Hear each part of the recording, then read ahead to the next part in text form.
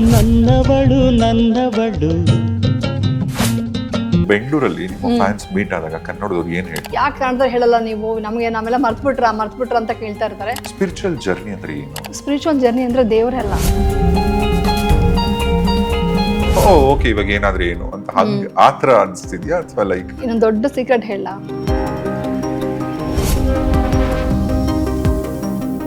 Realistic ಆಗಿರ್ಬೇಕು ಅಂತೆಲ್ಲ ತಿಳ್ಕೊಂಡು ನಾನು ಇದೆಲ್ಲ ಆಕ್ಟಿಂಗ್ ಮಾಡಿ ಅಚೀವ್ ಮಾಡಿದೆ. ಬಟ್ ಈ ಅಚೀವ್ಮೆಂಟ್ ನನಗೆ ಹ್ಯಾಪಿ ಇಲ್ಲ. ಮಹಾನಟಿ ಸಾವಿತ್ರಿ ಅವರು ಅವಾರ್ಡ್ ನಿಮ್ಗೆ ಕೊಡಬೇಕು ಅಂತಿದ್ದೀವಿ, ತಗೊಳ್ಳಿ ಅಂತ ಹೇಳಿದ್ರು. ಕಂಗ್ರಾಟ್ಸ್. ನಾನು ತಗೊಳ್ಳಿಲ್ಲ, ಕಳಕಳಿ ಆಗಿರ್ಬೇಕು ಅಂತಿದ್ದು. ನನಗೆ ಯಾಕೋ ಅದು ಲೈಫ್ ಸಿಗಲಿಲ್ಲ. ಸಿಗದೆ ಇದ್ದಾಗ ನನಗೆ ತುಂಬ ಹಟ್ಟಾಗಿ ಅವಾಗ ನಾನು ಡಿಪ್ರೆಷನ್ ಆಳೋದೆಲ್ಲ ಇದ್ದಿದ್ದು. ಈ ಸ್ಟ್ರೆಸ್ನ ಹೆಂಗ್ ಬ್ಯಾಲೆನ್ಸ್ ಮಾಡೋದು? ಆ್ಯಕ್ಚುಲಿ ಸ್ಟ್ರೆಸ್ ಯಾಕೆ ಬರುತ್ತೆ ಹೇಳಿ? ಆ ಕೆಲಸ ಆಗಿಲ್ಲ ಅಂದ್ಕೊಳ್ಳಿ, ಇಮ್ಮಿಡಿಯೇಟಾಗಿ ಸ್ಟ್ರೆಸ್ ಆಗುತ್ತೆ. ತುಂಬ ಫ್ರೀ ಆಗಿದ್ದೆ, ಅವಾಗ ಏನು ಕೆಲಸ ಇಲ್ಲ. 6 hours ಮೆಡಿಟೇಷನ್ ಮಾಡಿದೆ ನಾನು. 6 hours ಅಂದರೆ ಗ್ಯಾಪ್ ಕೊಟ್ಟು ಎಲ್ಲ ಮನುಷ್ಯನಿಗೂ ತುಂಬ ಪೈನಲ್ಲೋ ಕಷ್ಟದಲ್ಲಿದ್ದಾಗ ಒಂದು ಟ್ರಿಗರ್ ಕೊಡುತ್ತೆ. ನನಗೆ ಹೇಳ್ತಿರಂಗೆ ಸೆನ್ಸೇಷನ್ ಬರ್ತದೆ ನನ್ನ ಬಾಡಿನಲ್ಲಿ. ಐ ವಾಂಟ್ ಟು ಡ್ಯಾನ್ಸ್ ಅಂತ ಹೇಳಿದೆ, ಅನ್ಕೊಂಡೆ ಅಷ್ಟೇ. ಕಟ್ ಮಾಡಿದ್ರೆ ಒಂದು ದುಬೈಯಲ್ಲಿ ಲೈವ್ ಶೋ, ಪ್ರಭಾಸಿಂದ ಹಿಡಿದು ಟೋಟಲ್ ಬಾಹುಬಲಿ ಸೆಟ್ ಇದೆ ಅಲ್ಲಿ. ವಿಪಶ್ಯನ ಅದು ನನಗೆ ಇಷ್ಟ ಆಗಿ ಅದನ್ನು ತಿಳ್ಕೊಂಡು ಹೋಗಿ ಮಾಡಿದ್ರೆ ಒಂದೊಂದು ದಿವಸಕ್ಕೆ ಒಂದೊಂದು ಚೇಂಜ್. ದೇವರು ಹೊರಗಡೆ ಎಲ್ಲೂ ಇಲ್ಲ, ನಿಮ್ಮಲ್ಲಿದ್ದಾರಂತ ತಿಳ್ಕೊಳ್ಳೋದೇ ಬುದ್ಧ ಹೇಳಿದ್ದು. ವಿಪಶ್ಯನ ನನಗೆ ಕಲ್ತಿದ್ದೆ. ಡೆತ್ ಕೂಡ ಅಕ್ಸೆಪ್ಟ್ ಮಾಡೋಷ್ಟು ಮೈಂಡ್ ಬಂದಿದೆ ಅಂದರೆ ಅಷ್ಟು ಈಸಿ ಅಲ್ಲ. ಕೇಸಸ್ ಎಲ್ಲ ಬಂದಾಗ ನನಗೆ ಎಮೋಷನ್ಸ್ ಎಲ್ಲ ಹೊರಗೆ ಬಂದ್ಬಿಡ್ತು, ತುಂಬ ಆಡೋದು. ನಾವು ತುಂಬಾ ಒಳ್ಳೆಯವರಾಗಿದ್ದು ಹೊರಗಡೆ ಸಮಾಜದಲ್ಲಿ ಕಷ್ಟ ಅಲ್ವಾ ಬದುಕಕ್ಕೆ? ಒಳ್ಳೆಯದಾಗಿದ್ದು ಅವರು ಒಳ್ಳೇದಾಗಿ ಮಾಡ್ತೀವಲ್ಲ. ಸಮಾಜ ಕೆಟ್ಟದಿದೆ, ಡೀಪರ್ ಒಂದು ಏನಂದ್ರೆ ಜಸ್ಟ್ ಬ್ರೆತ್ ಅಬ್ಸರ್ವ್ ಮಾಡ್ತೀವಿ. ಆ ಅಬ್ಸರ್ವ್ ಮಾಡೋ ಥಾಟ್ ಹೋಯ್ತು ಅಂದ್ರೆ ಇಲ್ಲಿದೆ ಮನಸ್ಸು. ಹಾರ್ಟ್ ಅಂತಾರೆ, ಹಾರ್ಟ್ ಅಲ್ಲ, ಪ್ರತಿ ಸೆಲ್ಲಲ್ಲಿ ಮನಸ್ಸಿದೆ. ಕೋಪ ಬರುತ್ತೆ. ನೋ ಈಗ ಗಂಡ ಹೆಂಡತಿ ಮದುವೆ ಆದ್ರು, ಮದುವೆ ಆದ್ಮೇಲೆ ಗಂಡ ಹೆಂಡತಿ ಆದ್ರು ಆಫ್ಕೋರ್ಸ್ ಒಂದು 5-10 ವರ್ಷ ಸಂಸಾರ ಮಾಡಿದ್ರು. ಸಡನ್ ಆಗಿ ಅವ್ರ ಹೆಸರು ತಗೊಳಕ್ ಇಷ್ಟಪಡಲ್ಲ, ಒಬ್ಬರನ್ನ ಹೇಟ್ ಮಾಡ್ತಾರೆ.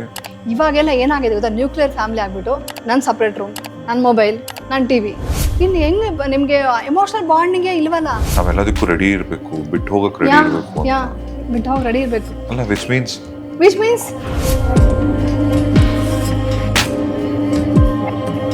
ಕಳಬೇಡ, ಕೊಲಬೇಡ, ಹುಸಿಯ ನುಡಿಯಲು ಬೇಡ, ಮುನಿಯ ಬೇಡ, ಅನ್ಯರಿಗೆ ಅಸಹ್ಯ ಪಡಬೇಡ, ತನ್ನ ಬಣ್ಣಿಸಬೇಡ, ಇದರ ಹೊಯ್ಸಲು ಬೇಡ. ಇದೇ ಅಂತರಂಗ ಶುದ್ಧಿ, ಇದೇ ಬಹಿರಂಗ ಶುದ್ಧಿ, ಇದೇ ನಮ್ಮ ಕೂಡಲ ಸಂಗಮ ದೇವ ನುಡಿಸುವ ಪರಿ.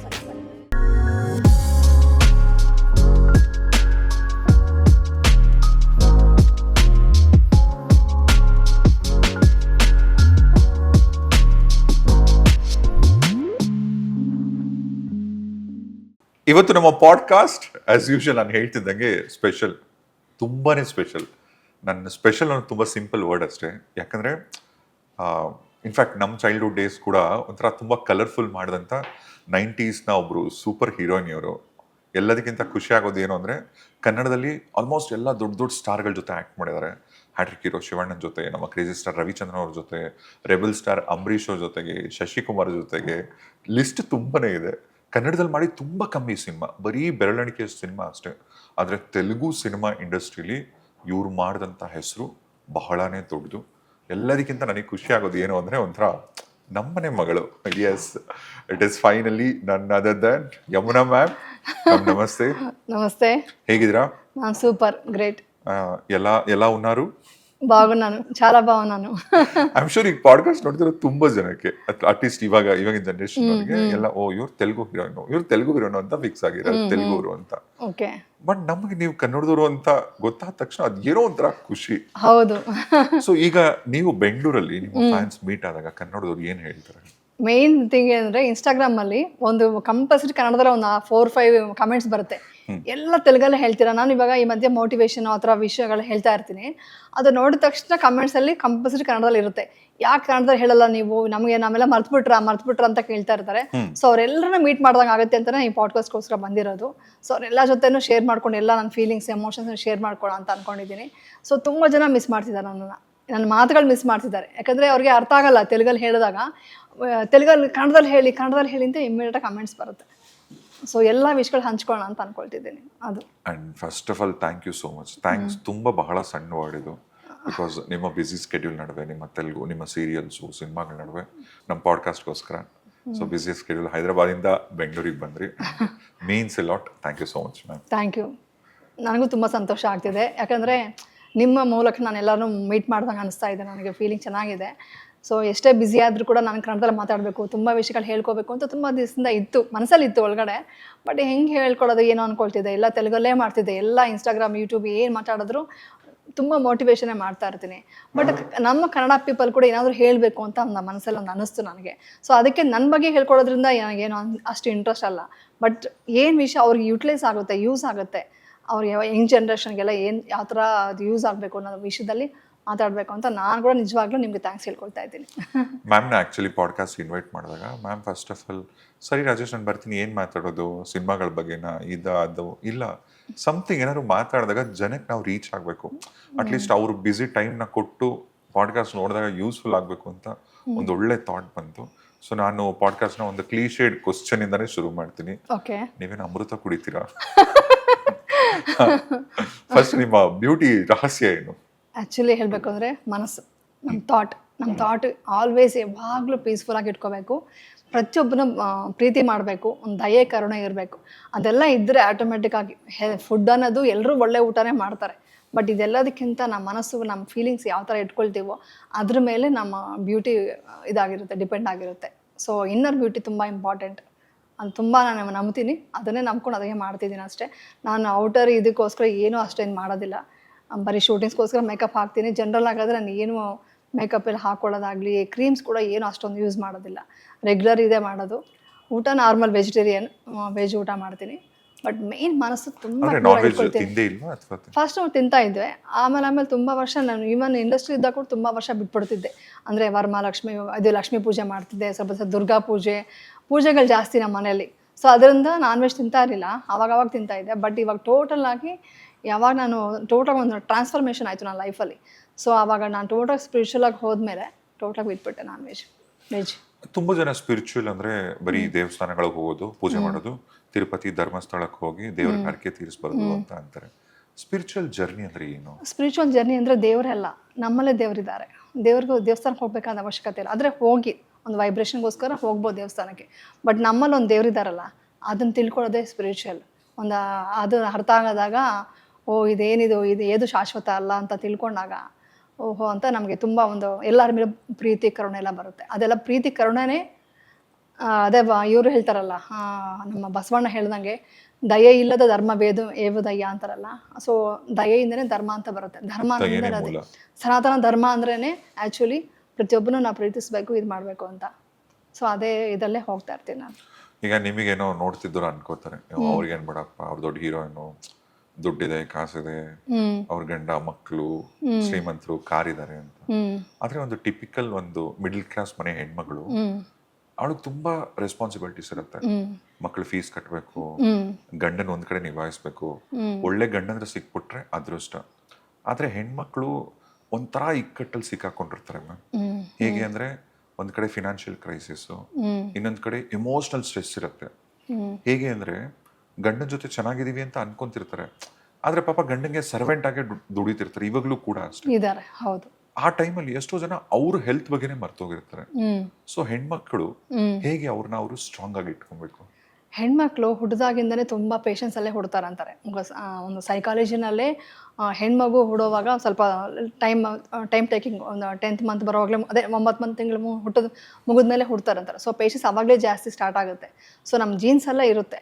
ಸೊ ಅದ್ರ ಜೊತೆಗೆ ಇವಾಗ ಏನು ಮಾಡ್ಬೇಕಂದ್ರೆ, ನಾವು ಇಂಡಿಪೆಂಡೆಂಟಾಗಿ ಹೆಂಗೆ ಬದುಕಬೇಕು ಅನ್ನೋದು ಚಿಕ್ಕ ವಯಸ್ಸಿಂದ ನಾವು ಹೇಳ್ಕೊಡ್ಬೇಕು. ಅದು ಒಂದು ಪೇರೆಂಟ್ಸ್ ಬಂದು ನೀನು ಕೂಡ ಈಕ್ವಲ್ ಟು ಅದೇ ಧೈರ್ಯವಾಗಿರಬೇಕು ಅಂತಲ್ಲ, ಚಿಕ್ಕ ವಯಸ್ಸಿಂದ ಒಂದು ದುರ್ಗಾದೇವಿ ಥರ ಬೆಳೆಸ್ಬೇಕು. ಆದರೆ ಬೆಳೆಸಾಗ ಏನಾಗುತ್ತೆ ಅಂದರೆ, ಯಾವ ಥರ ಕಷ್ಟಗಳು ಬಂದರೂ ಯಾವ ಥರ ಬಂದರೂ ಎದುರಿಸೋದಕ್ಕೆ ತುಂಬ ಇಂಪಾರ್ಟೆಂಟ್. ಸೊ ಅವಾಗ ಏನಾಗುತ್ತೆ, ಇನ್ನೊಂದು ಏನು ಹೇಳಬೇಕು ಅಂದರೆ, ಮ್ಯಾಕ್ಸಿಮಮ್ ಫೈನಾನ್ಷಿಯಲಿ ಸ್ಟ್ರಾಂಗ್ ಆಗಿರಬೇಕು ಒಂದು ಲೇಡಿ. ಈ ಕಾಲದಲ್ಲಿ ಎಲ್ಲರೂ ಇವಾಗೆಲ್ಲ ವರ್ಕ್ ಮಾಡ್ತಿದ್ದಾರೆ. ಸೊ ಫೈನಾನ್ಷಿಯಲ್ ಸ್ಟ್ರಾಂಗ್ ಆಗಿರೋದಕ್ಕೆ ಟ್ರೈ ಮಾಡಬೇಕು. ನೀವು ಹೇಳಿದಾಗೆ ಹೌಸ್ ವೈಫ್ ಆಗಿದ್ದು ಅದೆಲ್ಲ ಆಗ್ತಿಲ್ಲ ಅಂದರೆ ಮೆಂಟಲಿ ಸ್ಟ್ರಾಂಗ್ ಇರಬೇಕು. ಹೆಲ್ತ್ ಫಿಸಿಕಲ್ ಫಿಟ್ಟಾಗಿ ಇಟ್ಕೊಂಡು ಧೈರ್ಯವಾಗಿ ಎದುರಿಸಿ ನಿಲ್ಲಬೇಕು. ಅದ್ರ ನಿಂತಾಗಲೇ ಒಂದು ಫ್ಯಾಮಿಲಿ ನೋಡ್ಕೊಳಕ್ಕಾಗುತ್ತೆ. ಈಗ ಫಿಸಿಕಲ್ ಹೆಲ್ತ್ ಅಂದ್ರೆ ಏನು ಫೋಕಸ್ ಮಾಡಬೇಕು? ಫಿಸಿಕಲ್ ಹೆಲ್ತ್ ಅಂದರೆ ಮನೆ ಕೆಲಸ ಮಾಡೋದು, ಮನೆ ಕೆಲಸ ಕಷ್ಟಪಟ್ಟು ಕೆಲಸ ಮಾಡೋದು. ನಮ್ಮ ಇರೋದೇ ಆ್ಯಕ್ಚುಲಿ ಎಕ್ಸಸೈಸ್ ಎಲ್ಲ ಇವಾಗ ಬಂದಿರೋದು. ನಮ್ಮ ಹಳೆ ಕಾಲದಲ್ಲಿ ಏನು ಮಾಡ್ತಿದ್ರು, ಎಲ್ಲ ಕಷ್ಟಪಟ್ಟು ಕೆಲಸ ಮಾಡೋದು, ಮನೆ ಕೆಲಸ ಮಾಡೋದು, ಮಕ್ಕಳು ಚೆನ್ನಾಗಿ ನೋಡ್ಕೊಳ್ಳೋದು, ಒಳ್ಳೆ ಟೈಮ್ ಊಟ ಮಾಡೋದು. ಅವ್ರಿಗೆ ಸೆಲ್ಫ್ ಕೇರ್ ಕೂಡ ನೋಡ್ಕೋಬೇಕು. ಅದನ್ನು ನೋಡ್ಕೊಂಡಾಗಲೇ ಅವ್ರ ಮಕ್ಕಳನ್ನ ಬೆಳೆಸೋದಾಗಲಿ ಎಲ್ಲ ಫ್ಯಾಮಿಲಿ ನೋಡ್ಕೊಳ್ಳೋದಕ್ಕೆ ಆಗುತ್ತೆ. ಇದೆಲ್ಲ ಮಾಡಬೇಕು ಅಂದರೆ ಮೆಂಟಲಿ ಸ್ಟ್ರಾಂಗ್ ಇರಬೇಕು. ಮೆಂಟಲಿ ಸ್ಟ್ರಾಂಗ್ ಇದ್ದಾಗ ಏನಾದರೂ ಸಾಧಿಸ್ಬೋದು. ಎಂಥ ಕಷ್ಟ ಬಂದರೂ ಸಾಧಿಸ್ತೀನಿ ಅನ್ನೋ ನಂಬಿಕೆ, ಧೈರ್ಯ ಇರಬೇಕು. ಇವಾಗ ದುಡ್ಡಿದೆ ಅಂತಂದ್ರೆ ಒಂಥರ ಇರುತ್ತೆ ಲೈಫು, ದುಡ್ಡಿಲ್ಲ ಅಂದರೂ ಕೂಡ ಮೆಂಟಲಿ ಸ್ಟ್ರಾಂಗ್ ಇದ್ದಾಗ ಏನಾದರೂ ಸಾಧಿಸ್ಬೋದು. ಮೆಂಟಲಿ ಸ್ಟ್ರಾಂಗ್ ಜೊತೆಗೆ ಇತ್ತೀಚೆಗೆ ನೀವು ನೋಡ್ತಿರ್ಬೋದು, ಈಗ ಮೊನ್ನೆ ರೀಸೆಂಟ್ ಆಗಿ ಒಂದು ಘಟನೆ ನಡೀತು. ಬರೀ ಒಂದು ರೀಲ್ಸ್ ಅಲ್ಲಿ ಪರಿಚಯ ಆದಂತ ಮದುವೆ ಆದಂತ ಒಂದು ಹೌಸ್ ವೈಫ್ ಒಂದು ರೀಲ್ಸ್ ಅಲ್ಲಿ ಪರಿಚಯ ಆಗ್ತಾನೆ ಒಂದು ಹುಡುಗ. ಈಕೆಗೆ ಒಂದು 43 ವರ್ಷ, ಆ ಹುಡುಗನ್ಗೆ ಒಂದು 27 ವರ್ಷ. ಹಾಯ್ ಹಲೋ ಅಂತ ಶುರುವಾಗಿ ಲವ್ ಗಿವ್ ಶುರು ಆಗತ್ತೆ. ಕೊನೆಗೆ ಗಂಡಂಗೆ ವಿಷ ಕೊಟ್ಟು ಹಾಕಿ ಕಳಿಸ್ಬಿಡ್ತಾಳೆ ಮೇಲ್ಗಡೆ. ಅಂದ್ರೆ ಈ ಸೋಷಿಯಲ್ ಮೀಡಿಯಾಗಳು ಎಷ್ಟು ಮಟ್ಟಿಗೆ ಎಫೆಕ್ಟ್ ಮಾಡ್ತದೆ? ನಾನು ಸೋಷಿಯಲ್ ಮೀಡಿಯಾ ನೋಡಿಲ್ಲ, ನೀವು ಹೇಳೋ ವಿಷಯ ಇವಾಗಲೇ ಕೇಳ್ತಾ ಇದ್ದೀನಿ. ಯಾಕಂದರೆ ನೆಗೆಟಿವ್ಗೆ ದೂರ ಇರಬೇಕು ಅಂತ ನಾನು ಟಿವಿ ನೋಡಲ್ಲ ಜಾಸ್ತಿ, ಸೋಷಿಯಲ್ ಮೀಡಿಯಾ ಅಂತೂ ತುಂಬ ಕಮ್ಮಿ. ಬರೀ ಮೋಟಿವೇಶನ್ ಮಾಡೋದಕ್ಕೋಸ್ಕರನೇ ಇನ್ಸ್ಟಾಗ್ರಾಮ್ ಯೂಸ್ ಮಾಡ್ತಾ ಇದ್ದೀನಿ, ಯೂಟ್ಯೂಬ್ ಮಾಡ್ತಾ ಇದ್ದೆ, ಅದನ್ನು ಸ್ಟಾಪ್ ಮಾಡಿಬಿಟ್ಟೆ. ಮೇ ಯಮುನಾ ಅಂತ ನನ್ನ ಚಾನಲ್ ಹೆಸರು, ಮಾಡ್ತಾ ಇದ್ದೆ. ಇದೆಲ್ಲ ಲೈಫ್ ಅಂತ ಅರ್ಥ ಮಾಡಿಕೊಂಡು ಇನ್ಸ್ಟಾಗ್ರಾಮ್ನಾಗಲಿ ಯೂಟ್ಯೂಬ್ಲಾಗಲಿ ಬರೀ ಒಂದು ಮೋಟಿವೇಶನ್, ಒಂದು ಒಳ್ಳೆ ವಿಷಯ ಹೇಳೋದಕ್ಕೆ, ಸೈಕಾಲಜಿ ವಿಷಯ, ಒಂದು ಮೆಂಟಲಿ ಸ್ಟ್ರಾಂಗ್ ಆಗೋದಕ್ಕೆ ಏನು ಮಾಡಬೇಕು ಅಂತ ವಿಷಯಗಳು ಮಾತ್ರ ಹಾಕ್ತೀನಿ ಹೊರತು ಬೇರೆ ರೀಲ್ಸ್ ನಾನು ಇದು ಮಾಡ್ತೀವಲ್ಲ ಸ್ವೈಪ್ ಮಾಡೋದೇ ಬಿಟ್ಬಿಟ್ಟಿದ್ದೀನಿ. ಸೊ ಅದಕ್ಕೆ ನೀವು ಹೇಳ್ತಿರೋ ವಿಷಯ ನನಗೆ ಗೊತ್ತಿಲ್ಲ. ಸೀರಿಯಸ್ಲಿ ನಾನು ನ್ಯೂಸ್ ನೋಡಲ್ಲ, ನ್ಯೂಸ್ ಪೇಪರ್ ಓದಲ್ಲ. ಬೇರೆಯವ್ರಿಗೆಲ್ಲ ಯೂಸ್ ಆಗುತ್ತೆ, ಓದ್ಕೊಳ್ಳಿ. ಬಟ್ ಇದಕ್ಕೆ ನಾನು ತುಂಬ ದೂರ ಇರ್ತೀನಿ. ಬರೀ ವರ್ಕ್ ಮಾಡ್ತೀನಿ. ಹೆಲ್ತ್ ಟಿಪ್ಸ್ ಬೇಕು ಅಂದರೆ ಒಂದ್ಸಲಿ ಗೂಗಲ್ ಮಾಡ್ತೀನಿ, ಇಲ್ಲಾಂದರೆ ಒಂದು ಇನ್ಸ್ಟಾಗ್ರಾಮ್ ನೋಡ್ತೀನಿ, ಆ ಥರ ಅಷ್ಟೇ. ಸೊ ಆದರೆ ನೀವು ಹೇಳೋದ್ರ ಪ್ರಕಾರ ಏನಂದರೆ, ನೀವು ಹೇಳೋದ್ರ ಸೋಷಿಯಲ್ ಮೀಡಿಯಾಯಿಂದ ಈ ಥರ ಎಲ್ಲ ಇದಾಗ್ತಿದೆ ಅಂದರೆ ತುಂಬ ಮೈಂಡ್ ಪೊಲ್ಯೂಟ್ ಆಗ್ತಿದೆ ರೀ. ಅಂದರೆ ಏನೋ ಬೇಕು, ಇನ್ನೂ ಏನೋ ಇದೆ ಪ್ರಪಂಚದಲ್ಲಿ, ಅದೆಲ್ಲ ನಾವು ತಗೋಬೇಕು, ಎಲ್ಲ ಹ್ಯಾಪಿನೆಸ್ ಹೊರಗಡೆ ಇದೆ ಅಂತ ಫೀಲಿಂಗಲ್ಲಿ ಸ್ಟಾರ್ಟ್ ಆಗ್ತಿದೆ ಸೋಷಿಯಲ್ ಮೀಡಿಯಾ.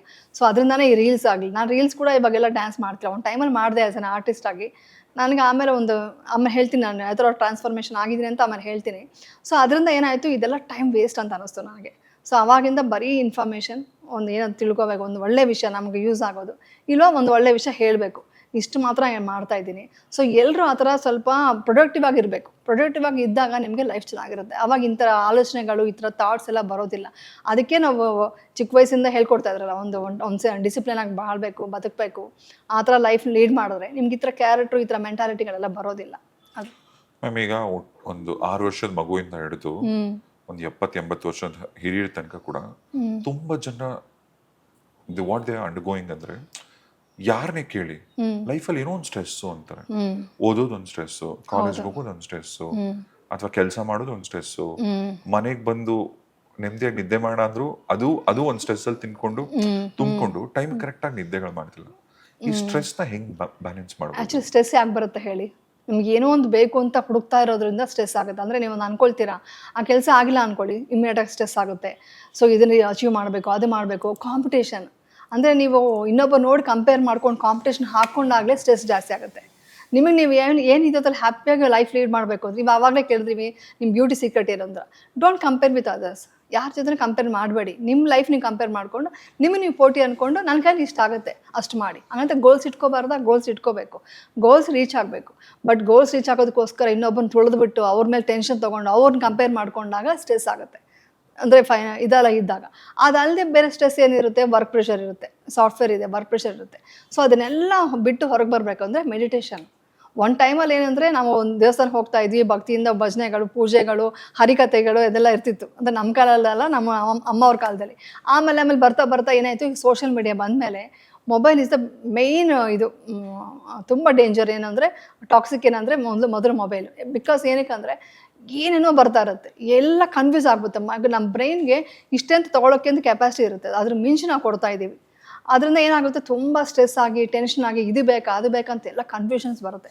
ಸೊ ನಾನು ಹೇಳೋದು, ಯಾವುದೇ ವರ್ಕ್ ಮಾಡಿಸೋ, ಇದು ಸಾಫ್ಟ್ವೇರ್ ಫೀಲ್ಡ್ ಆಗಲಿ, ಯಾವುದೇ ಫೀಲ್ಡ್ ಆಗಲಿ, ಇವನ್ ಮಕ್ಕಳಿಗೆ ಕೂಡ ಈ ಬಿಕಾಸ್ ಆಫ್ ಈ ಸ್ಟ್ರೆಸ್ ಬರೋದೇ ಈ ಕಾಂಪಿಟೇಷನ್. ಪೇರೆಂಟ್ಸ್ ಮೊದಲು ಹೇಳ್ಬಿಡ್ತಾರೆ, ನೀನು ಫಸ್ಟ್ ಹಂಗೆ ಬರಬೇಕು, ಅವ್ನು ನೋಡು ಇವ್ನು ನೋಡು ಅಂತ ತೋರಿಸಿ ಸ್ಟಾರ್ಟ್ ಮಾಡ್ತಾರೆ. ಯಾಕಂದರೆ ಫಸ್ಟಿಂದ 30 ಪೀಪಲ್ಸ್ ಇದೆ ಕ್ಲಾಸಲ್ಲಿ ಅಂದರೆ ಎಲ್ಲರೂ ಫಸ್ಟ್ ಹಂಗೆ ಹೆಂಗೆ ಬರೋಕ್ಕಾಗುತ್ತೆ? So we have to accept. ನಿನ್ಗೆ ಏನು ಟ್ಯಾಲೆಂಟ್ ಇದೆಯೋ ಅದರಲ್ಲಿ ನೀನು ಅಚೀವ್ ಮಾಡು. ಅಷ್ಟೇ ಹೊರತು ಡೋಂಟ್ ಕಂಪೇರ್. ಅದು ನಂಬರ್ 1 ಪೊಸಿಷನ್ಗೆ ಹೋಗಬೇಕು ಅನ್ನೋದೇ ಮೈನ್ ಸ್ಟ್ರೆಸ್. ಅದನ್ನು ಬಿಟ್ಟಾಗ ತುಂಬ ಪೀಸ್ಫುಲ್ ಆಗಿರುತ್ತೆ, ಲೈಫ್ ಚೆನ್ನಾಗಿರುತ್ತೆ. ಈಗ ಹಳೆ ಕಾಲದಲ್ಲಿ ಯಾರು ಬಂದು ನೀನು ಹಂಗೆ ಹೋಗು ಹಿಂಗೆ ಹೋಗು ಅಂತ ಹೇಳ್ತಿರ್ಲಿಲ್ಲ. ಅವ್ರ ಲೈಫನ್ನು ಅವ್ರು ನೋಡ್ಕೊಳ್ತಿದ್ರು. ಅಜ್ಜ ತಾತ ಹಂಗಿರೋರು, ಇರೋದು ಕೆಲಸಕ್ಕೆ ಹೋಗೋರು, ಬರೋರು, ನಮ್ಮ ಕೈಯಲ್ಲಿ ದುಡ್ಡು ಬಂತ ಇದು ತೊಗೊಳ್ತಾ ಇದ್ರು ಒಂದು ಪ್ರಾಪರ್ಟಿ, ಇಲ್ವಾ ಇಷ್ಟರಲ್ಲೇ ಹಂಚ್ಕೊಂಡು ತಿಂತಾಯಿದ್ರು. ಆವಾಗ ಸಂತೋಷವಾಗಿದ್ರಲ್ವಾ. ಇವಾಗ ಯಾಕೆ ಬರ್ತಿದೆ ಸ್ಟ್ರೆಸ್?